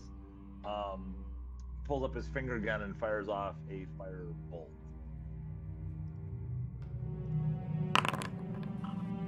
Which does not do shit. Jesus, these that misses, yes.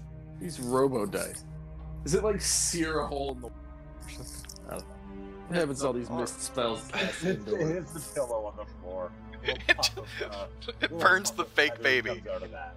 The fake baby is now Just down cloud. Burnt feathers really do not smell good, and that's now the smell permeating the room. You're welcome, guys. But there's some fire at least. Starts the fire, I'll be pleased. There's definitely an approving glance at there is fire now. I think the specter goes before I do. Yeah, it's the specter's turn right now.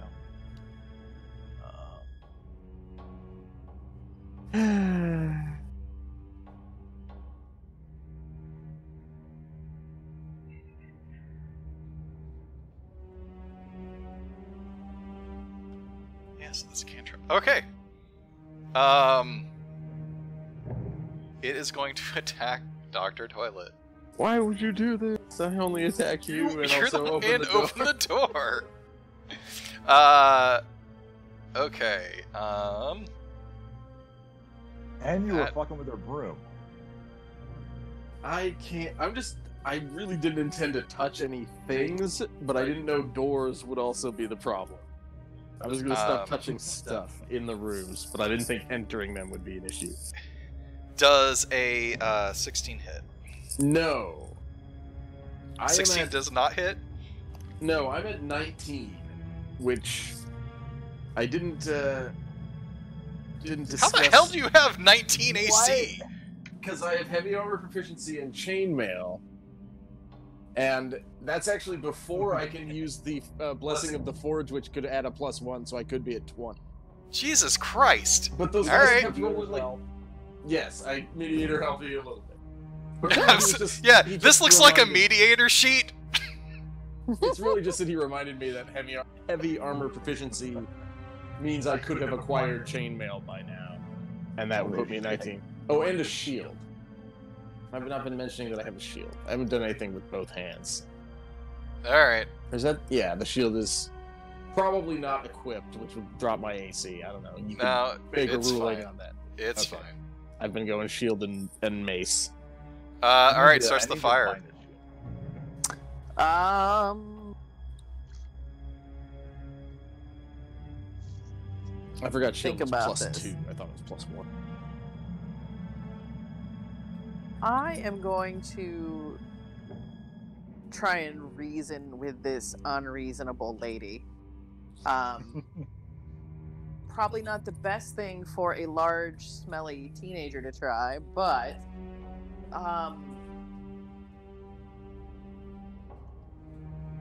yeah, we're gonna go that route. She's gonna try and open the door and like usher her back in.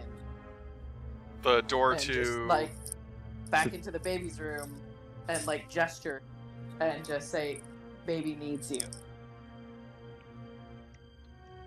So the door is still open. So you're trying to usher it in, like, so...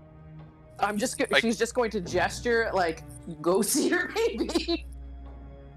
Like pointing into the room and saying, "Baby needs you." Okay.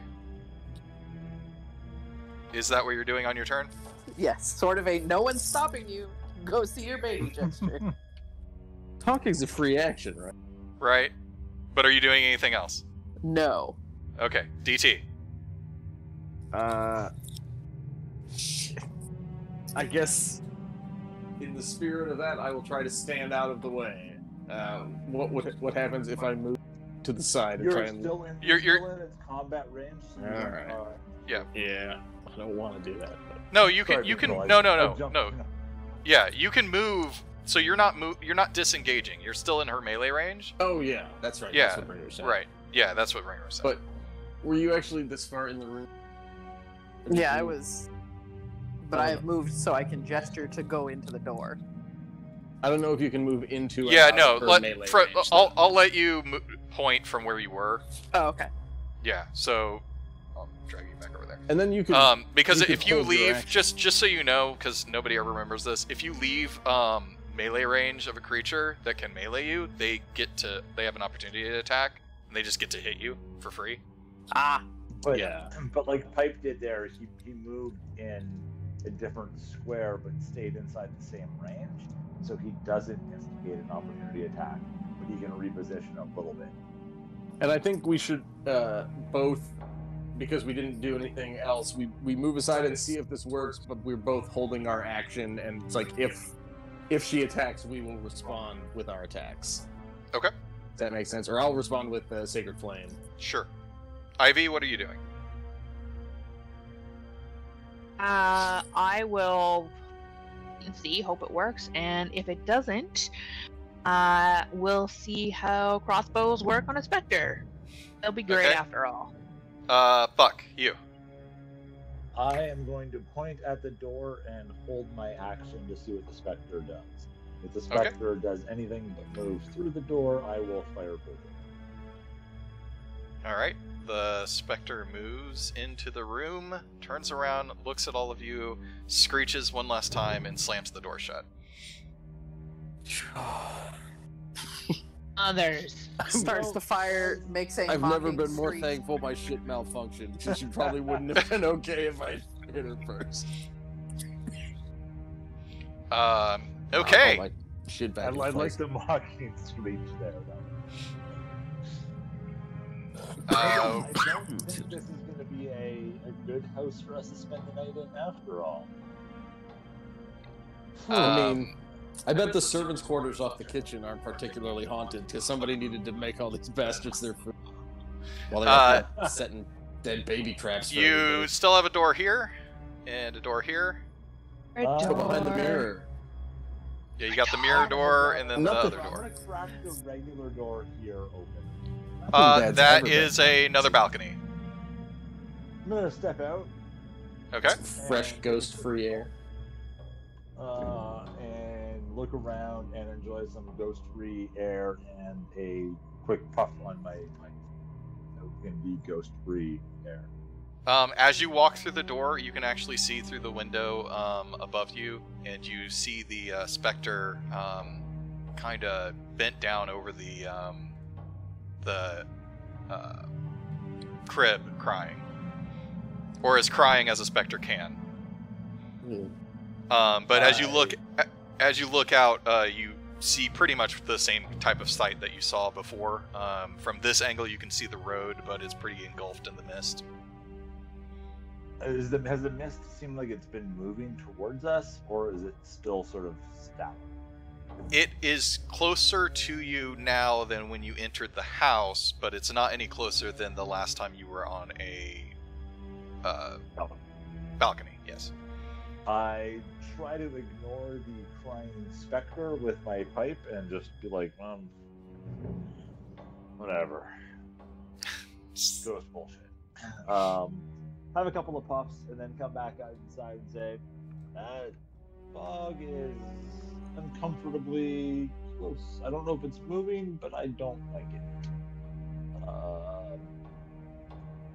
Proposal. Let's get out of this room. You want to break a mirror? I think we can go behind it. Can I take it off the wall, or just does it like swing forward or something? You can take it off the wall. The door is behind it. Okay, so it's just a regular door that was behind the mirror. Yep. Well, it's a hidden wall Yeah. piece. Does that make sense? Yeah, so it's not invisible without the mirror. Like afterwards, you can see where the latch is, and it's just Right. flat and everything. Yeah, the mirror Okay. was just kind of covering it up, but it's not like a handle door. It's just a wall piece that you can slide. Yeah. Okay, so I would suggest we leave this room before that ghost gets bored with whatever she's doing in there. Yeah, let's see what's through this door here. I think you've got to open that for us. Is there? I don't know. There's I locked it. There we go. a clickable. Okay. Yep, you should be able to go through now. Are we ready to leave this floor? Let's do Yeah, it. it's a stairway. I Okay. step into the stairwell.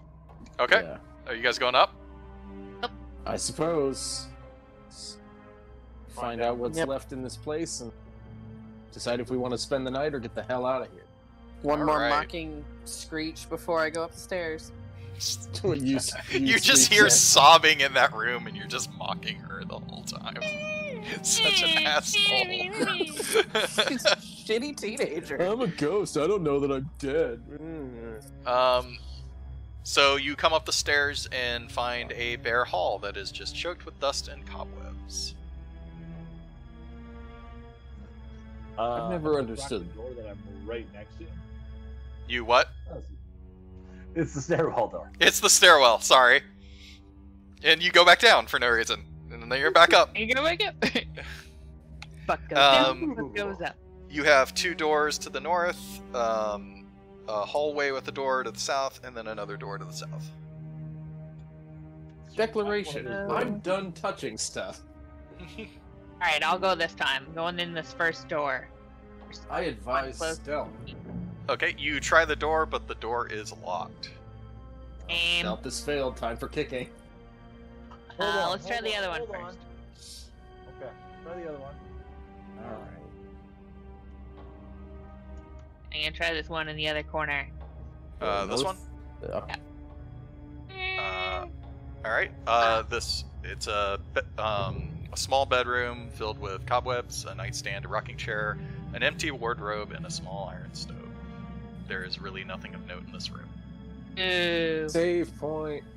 Let's all spend the night here. Crack the door to the south.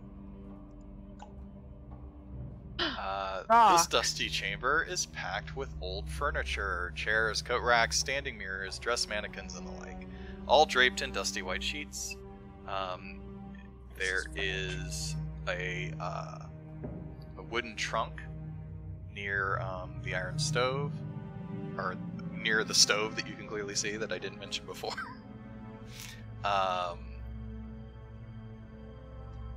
And that's what's in here. I am going to poke the trunk with my crowbar. You hear something in it, but there's something like move around inside of it from you poking it. But are you trying to open it with your crowbar, or are you just poking the wood? I don't understand. I just poked it with the crowbar. Okay. Like leaned it up a little bit. Yeah. So you hear something solid inside move around when you poke it. Okay. The broom, run away! I'm going to investigate the lock of the trunk to see whether it is locked or trapped. It is unlocked Is and it not trapped. Nope. It's very clearly just here. I am going to open the trunk. Okay. As you open the trunk, the specter you saw earlier reappears. Oh no! It doesn't do anything. But it is hovering near the trunk, kind of just looking at what you're doing. Inside the trunk is a skeleton. Ooh. Give me a medicine check. Skeleton or a small? It is an adult skeleton, but if you give me a wisdom medicine check, I will tell you. I know you won't. Time. Hey, doctor, you want to give me a medicine? Call the doctor. He's got a +3. Don't make me talk it up too much because I will fail. There. Oh, hey. Oh. What? Trying to remember the combination. I seriously wrote like 120D plus D or something like. From TT's extensive medical knowledge, he can tell that the skeleton is that of an adult woman, and that the woman died because she was stabbed to death by multiple knife wounds. Did they look like different knives, or one knife stabbing her a lot? You can't really tell. Okay. Age and it's an old skeleton. Yeah. It's an old stabbing skeleton. What do you do? I turn to the specter and I say, Adam, if this is you, I can only apologize. We don't know why we're here, but we had nothing to do with your death or anything that happened to your baby. We're just trying to find answers. Dude, don't mention the B word. It just still is just floating near the chest, waiting to see what you're going to do. Just kind of staring. And I turn to the team and I say, well, as a cleric, I think the right thing to do in these situations is to give the body a proper burial. I don't know. I don't want to get attacked again. The pragmatic side of me says she might be mad if we move her bones around. You know what, DT? If you want to play around with the skeleton that's been stabbed a lot and has the upset specter right next to it, you can do that. I'm going to take several careful steps away from this. No. Oot. Just gonna get the hell out. So is everybody abandoning TT right now? Yeah. What happens? I abandoned him, but I'm on the other side of the door from him. Okay.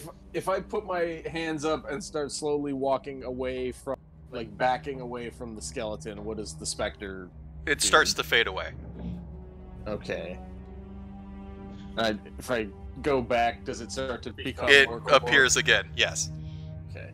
Should I do a good bit where I like stick one foot back in, like Yeah, as you keep doing that, it gets more and more annoyed. One of the times you look at it, it's got its arms crossed and its head tilted in what can only be said as a Spectre version of, really? I would never disrespect. Okay. What if I try slowly moving? Yeah, I would never disrespect her like that. If I try to move past, do I start getting any reaction? No, it seems to just fade in and out as you get closer or farther away from the chest. Okay. Oh, and this is a window right now. That's a window. Yeah. Okay. So I mean, you can jump out of the window and take 4 floors of damage if you want. I'll just bust the window. I guess you'd land on the balcony, so it'd just be 1 floor. But. I'd huck the skeleton out and then I'll go downstairs and bury it later. I assume you're not doing that. I assume that's a joke. Just kidding. Just kidding. All right. Are you guys? There's nothing else of note in this room. I'm gonna get close enough after everybody's out to trigger the Spectre, and just wait till it shows up, and ask it, "Do you want to go?" It just looks at you, but it doesn't say anything. It doesn't shriek or anything. It just doesn't say anything. Does it show like meet eye contact, like show recognition that something's talking to it, or is it just like staring at the chest? Okay, it seems to be able to understand what you're saying, but it doesn't seem to be able to answer. Okay. React in any way? I don't know.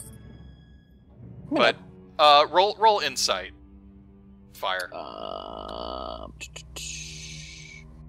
That's gonna be +3. Yep. 17. You have a good idea that probably not messing with the skeleton is the best course of action right now. Okay, I'm gonna close the box. And the Spectre disappears. Okay. I'm gonna make the mocking scream noise again and leave. I'm gonna laugh and smile a little bit from the doorway. Safety of the doorway. I'm gonna yell and be like, "Buck, make a note. Find justice for murdered woman."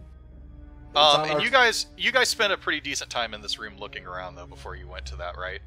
Yeah.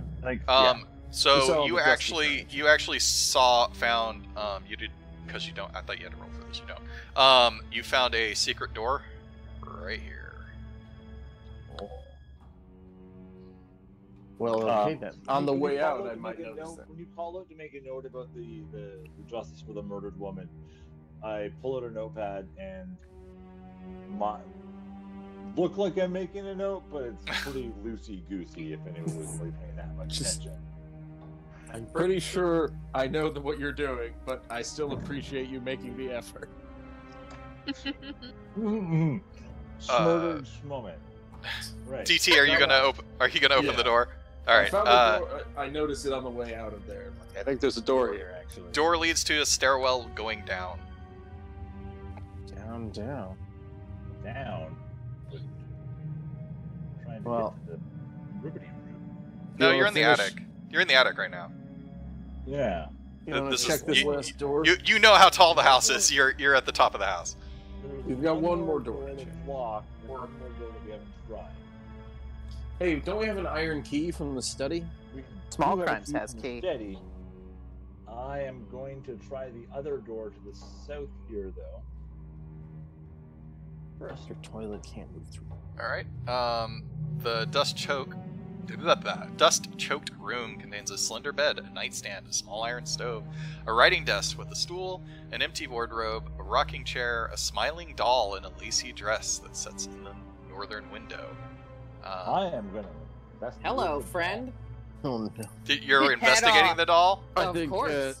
Starts the fire like shoulders your way. Starts the fire pretty much like bounded over top of me to get to the doll. So I'm gonna let her have that first dibs at all. I'm just Not standing touching with my it, arms just crossed squatting, looking against a blank piece of wall, trying not to touch anything.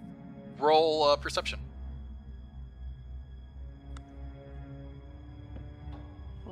1d20. Doll, pretty. It's a doll. You know, maybe I should have taken detect magic. I'm pretty curious about the doll, but I'm kind of hiding it, like letting her go first because I recognize her youthful exuberance. So I'm going to check the writing desk first. There is nothing in the writing desk. All right. After she's kind of poked around with the doll, I'm going to take a look at the doll. Okay. Perception. Well, the question is, she rolled perception, didn't see anything weird or particularly interesting. Correct. It doesn't mean she wouldn't also just pick it up, though. I don't know. What is the end of that action? Yeah. Before Bringer gets to necessarily... Yeah, there might be a poke at its hair and kind of adjust. Yeah, so nothing happens when you do that. Alright, what's my perception roll? With your perception roll, it's a doll. There's nothing, you don't see any, like, traps or anything unsafe about the doll. It's just a creepy smiling doll in a lacy dress. I'm fucking around with the doll for a little bit. I am going to use magical tinkering. I'm going to step up away from the doll, and then the next time Starts gets close to it, it's going to emit a 6-second recorded message of from the Spectre. Or my impression thereof. So you made her a screaming Spectre doll out of an antique you found in a haunted attic? Yeah. Does she know that you made it do this, or? No, not yet. No, not yet. She doesn't know that it's happened yet, but it's going to happen the next time she looks at it. Is this a one-time Ashton This is a great place to be playing pranks. Or is this a doll that can scream kind of on command through automatons? Because I think she'd like that. It is an imbuing. So this only works, by the way, being if it is a non-magical doll. It is a non-magical doll. So it may still be a beloved keepsake of a ghost. With a magical property of your choice, which for me is a 6-second shriek. And I can affect a maximum of 3 objects at a time. So as long as that thing is one of my 3 items, it remains shrieking object. So whatever trigger you do to it, it will emit 6 seconds of shriek. So you define the trigger because it's probably going to be important that you're not walking around with a doll that is perpetually shrieking. But a doll that you a sonic grenade might be used. So having kind of thought this through and read my description a little more carefully and realizing that it's a permanent effect and not just like a one-time gag, I am going to fiddle around with it a little bit. Basically put in a little pull string. The pull string makes it go for about 6 seconds, and I give that to Starts fire. And I don't pull the string. I don't do anything. I don't actually trigger the shrieking sound at all. I just give her the doll with a new little string on the back. Did you like draw a mean Spectre face on it, like big frowny eyebrows and like jagged teeth? Yes, it's been slightly specterized in like the very brief time I've had it, because I've got those abilities. Does anyone else watch Drag Race? Yeah. Strahd, you have your own little pound cake. Exactly. There's going to be a kind of look at it, kind of, you know, the not bad kid nod. One of those kind of moments. A little tug into the bag. Okay, so you have it now? Yes. All right. Good use of that ability. It's fine. There you go. Okay, you now have a doll that has a pull string on it that screams. Nice. All right. On this floor, what you have left is the door to the stairwell that goes down and the locked door. So I'm gonna head up north to the locked door and see whether the iron key that I found earlier fits into it. Hey, guess what? It totally does. And the door is unlocked. I am gonna turn the key and unlock the door and then creep it open. Alright. This room contains a bricked up window flanked by 2 dusty wood frame beds sized for children. Closer to the door is a toy chest with windmills painted on its side. That's a dollhouse. And a dollhouse that's a perfect replica of the building that you are currently in. God. I was looking through the corner and all I could see was the dollhouse. I didn't even move in front of the door yet. All of the furnishings are draped in cobwebs. Lying in the middle of the floor are two small skeletons wearing tattered but familiar clothing. It's the same clothing that the two children that you met outside were wearing. I really like the view cones because I opened the door. Going in. See the fucking kids. Couldn't really see the dollhouse. Pipe can see the dollhouse. Yeah. Anyway, I'm gonna go in and check out the. That was really good. Yeah. I make some blessing signs and see the skeletons. Just like, sorry, kids. We'll get that monster if he's still so you around. have in the room. So you have the beds, you have the toy chest, you have the dollhouse. I am and investigate the skeletons, dollhouse. obviously. You're going to investigate the dollhouse. Yeah. I'm going to do a medical sort of investigation of the skeletons, just from a distance, just looking at them. Okay, so let's handle skeletons real quick. Roll, Do a roll medicine. roll a medicine. Lined up. Nice. Okay, with a Good on my 20, RP. something that you didn't notice when you first came in, these are clearly children. Yeah.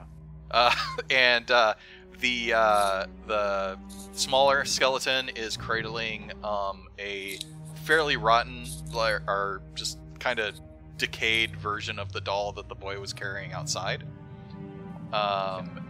You don't see any obvious signs of like blunt trauma or stab wounds or anything like that. So with a 20 medicine in the fact that the door was locked and all of the windows are boarded up, you can assess that they probably starved to death. Does the head come off? The doll, I mean, not the kid. Are you going to miss with it? No, I asked that question to fight. It looks exactly like the doll that the one outside had. So yeah, the head would be able to be removed.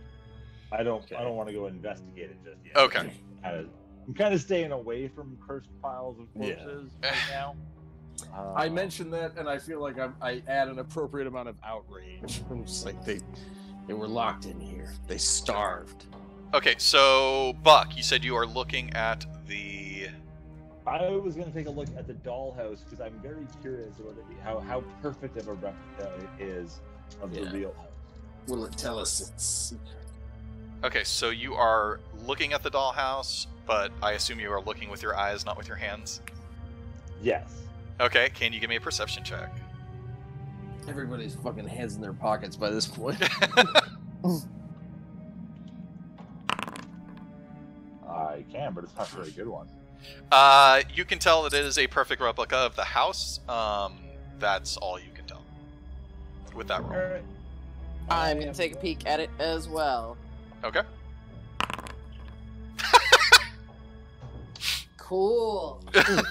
Hey, Pretty it's still cool a dollhouse. house, right? Like, it's...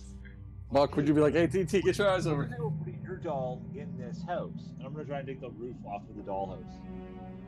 You're gonna try and take the roof off the dollhouse? Gonna tear the roof off the mother sucker? I Two want to put this freaking doll in the dollhouse. Ghosts appear. If I can Oh, get this other one to touch. appear. They are Hands in clearly pockets. the ghosts of the two children.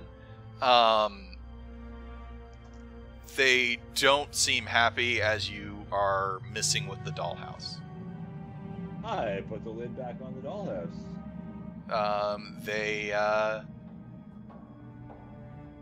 They just stand there and they just say the older one says, "Please leave our toys alone."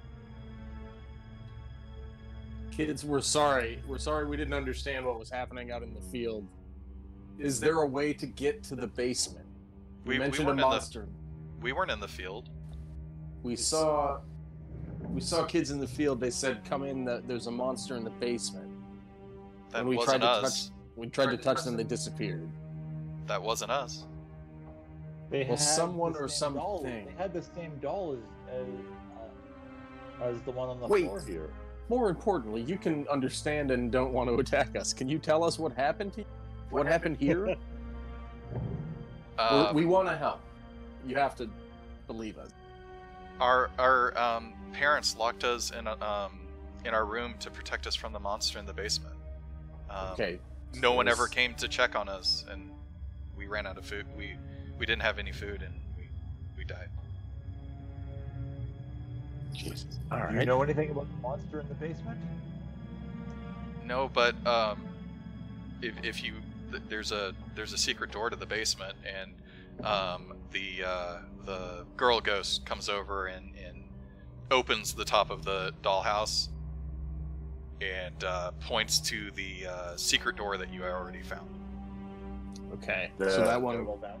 That one The goes stairwell down, yeah. past the first floor into the basement. Yes, Okay. that one. Okay. And how long has the monster been in the basement? Patronize. Don't patronize me. Roll for initiative. No.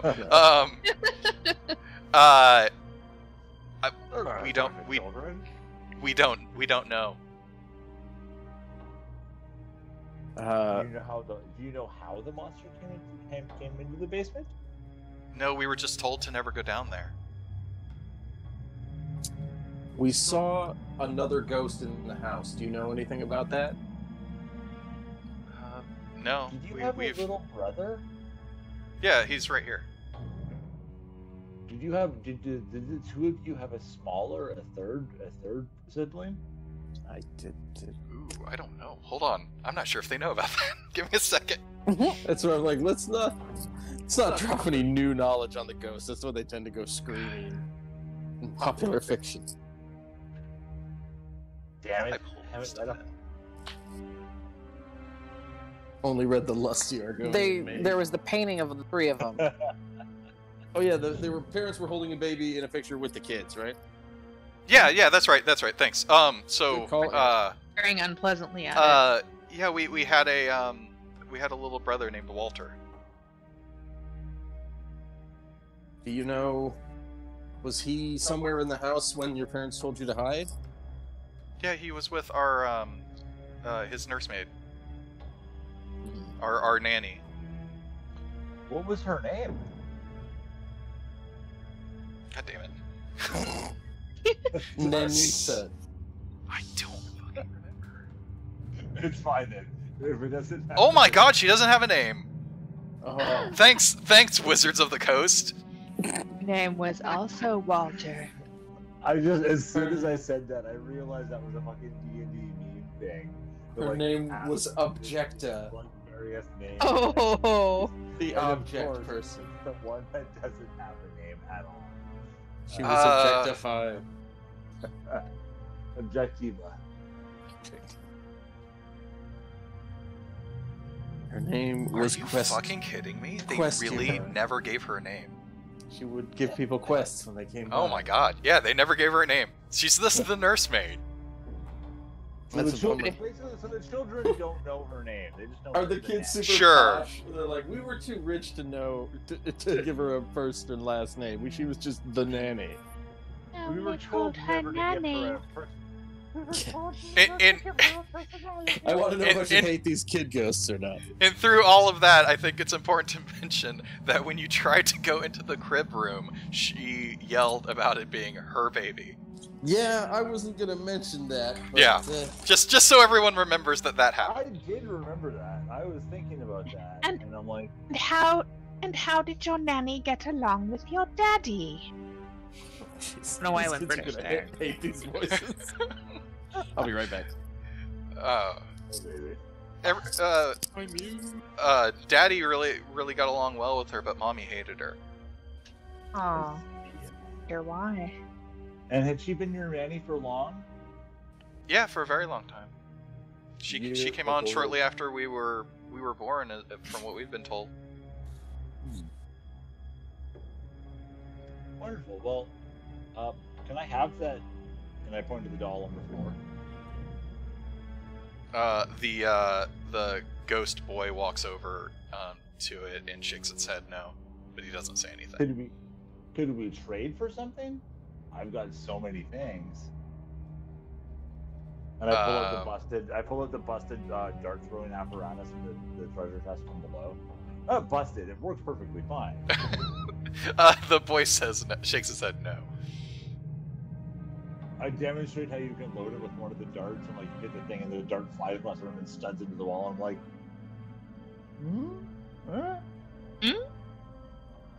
Wait, what about darts? Shrug, like, Why are darts flying? The boy reaches out. The boy actually reaches out for the dart device and hands the doll to you in the other hand. Because he's an 8-year-old, even if he's a ghost, that's still sweet. Right? So I give him the dart throwing thing and the 3 darts. I give him 2 of the darts and I pocket the third one. Is it corporeal enough? The doll that he hands you? Well, it was the rotten one on the floor. Yeah, it's the rotten one that was on the floor. Oh, I see. He picked it up. Okay, I missed it. So What happened during that wind? And I'm not going to pull the head off of the doll in front of the kid. I feel that might be a little bit inappropriate. And I'm like, great, I hope you have so much fun with that. And I kind of back out of the room. Okay. Analysis. I don't know what just happened here. Why did we want this rotten stink doll? Don't know either, but you never know. So I back out. When starting a doll collection, I'm making sure that the ghost kids aren't following. Did we tell them that we're gonna help them, or like, you know, try and reassure them, or did we just be like, cool, doll trade, bye? Buck, Yeah. roll a charisma saving throw. Charisma saving throw. Oh no. Yep. Who ever heard of a charisma saving? I hadn't readjusted my. That's not great. Oh no. So starts the fire is still in the room. The boy disappears. Okay. Hey, Buck, you now have the following flaw. You are scared of everything, including your own shadow, and weep with despair when things don't go your way. Oh no. Forever? Why? Because he left early? Who was the next person who left? Was it Ivy or was it DT? I was, I don't know. Probably me. Alright, Ivy, roll a charisma saving throw. I was... No, that was where I was. I was trying to say we should tell them we were going to help and all that before we left, but I just kind of eyed Oh it. no! Ivy. What do I get? You like being in charge and get angry when other people tell you what to do. This shit just flares up like Darkest Dungeon. Oh no! Shut your pie hole, we're going downstairs. DT, since you seem to want to know what just happened, roll an insight check. So I'm scared of everything, including my own shadow, and I weep uncontrollably when Things don't go your way. got it. 19 on an insight check. So, the ghost disappeared, then this stuff happened. You're pretty sure that your friends are now possessed. Did both ghosts disappear now? Both ghosts are disappeared, yeah. Okay. And the order of the disappearance from what Fire saw was the boy disappeared, then something happened to Buck, and then Rose disappeared, and something happened to Ivy. Or the boy. I guess you don't know their names yet, but yeah. So they are both possessed. Rose. What I say, or you get the bows. Is it just like what Dexter would talk about? Like there's dark passenger like riding along and just making them more or more afraid or whatever? Or are they actually like in control of their bodies and piloting around like mech suits? Right now, everybody's in control of their body.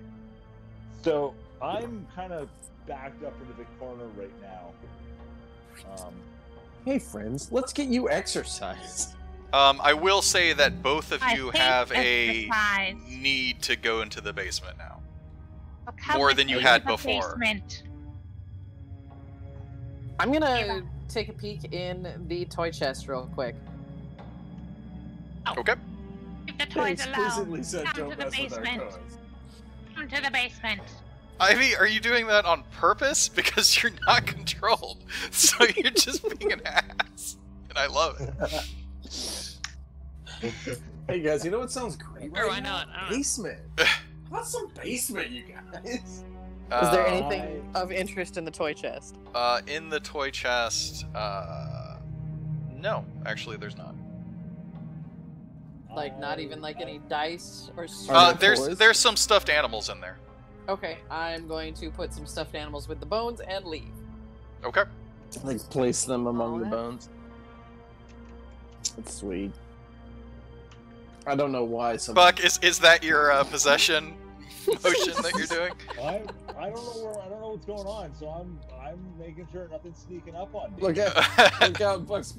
He's losing it. Wait, no, we're just dancing. We're dancing. That's okay. sneaking up on me, man. I'm not getting snuck up on. So we can keep going if you want, but this is a good place to pause if you want. Before we hit the big bad basement. Until next week. Yeah. Yeah. It might be a good pausing point. Buck, do you want to get your crossbow out? We can do Rocket and Groot. You can sit on my shoulder. You want to do that one? Will that make you feel better? Yeah. Okay, so we will leave it there and pick up next week. Yeah. Excellent.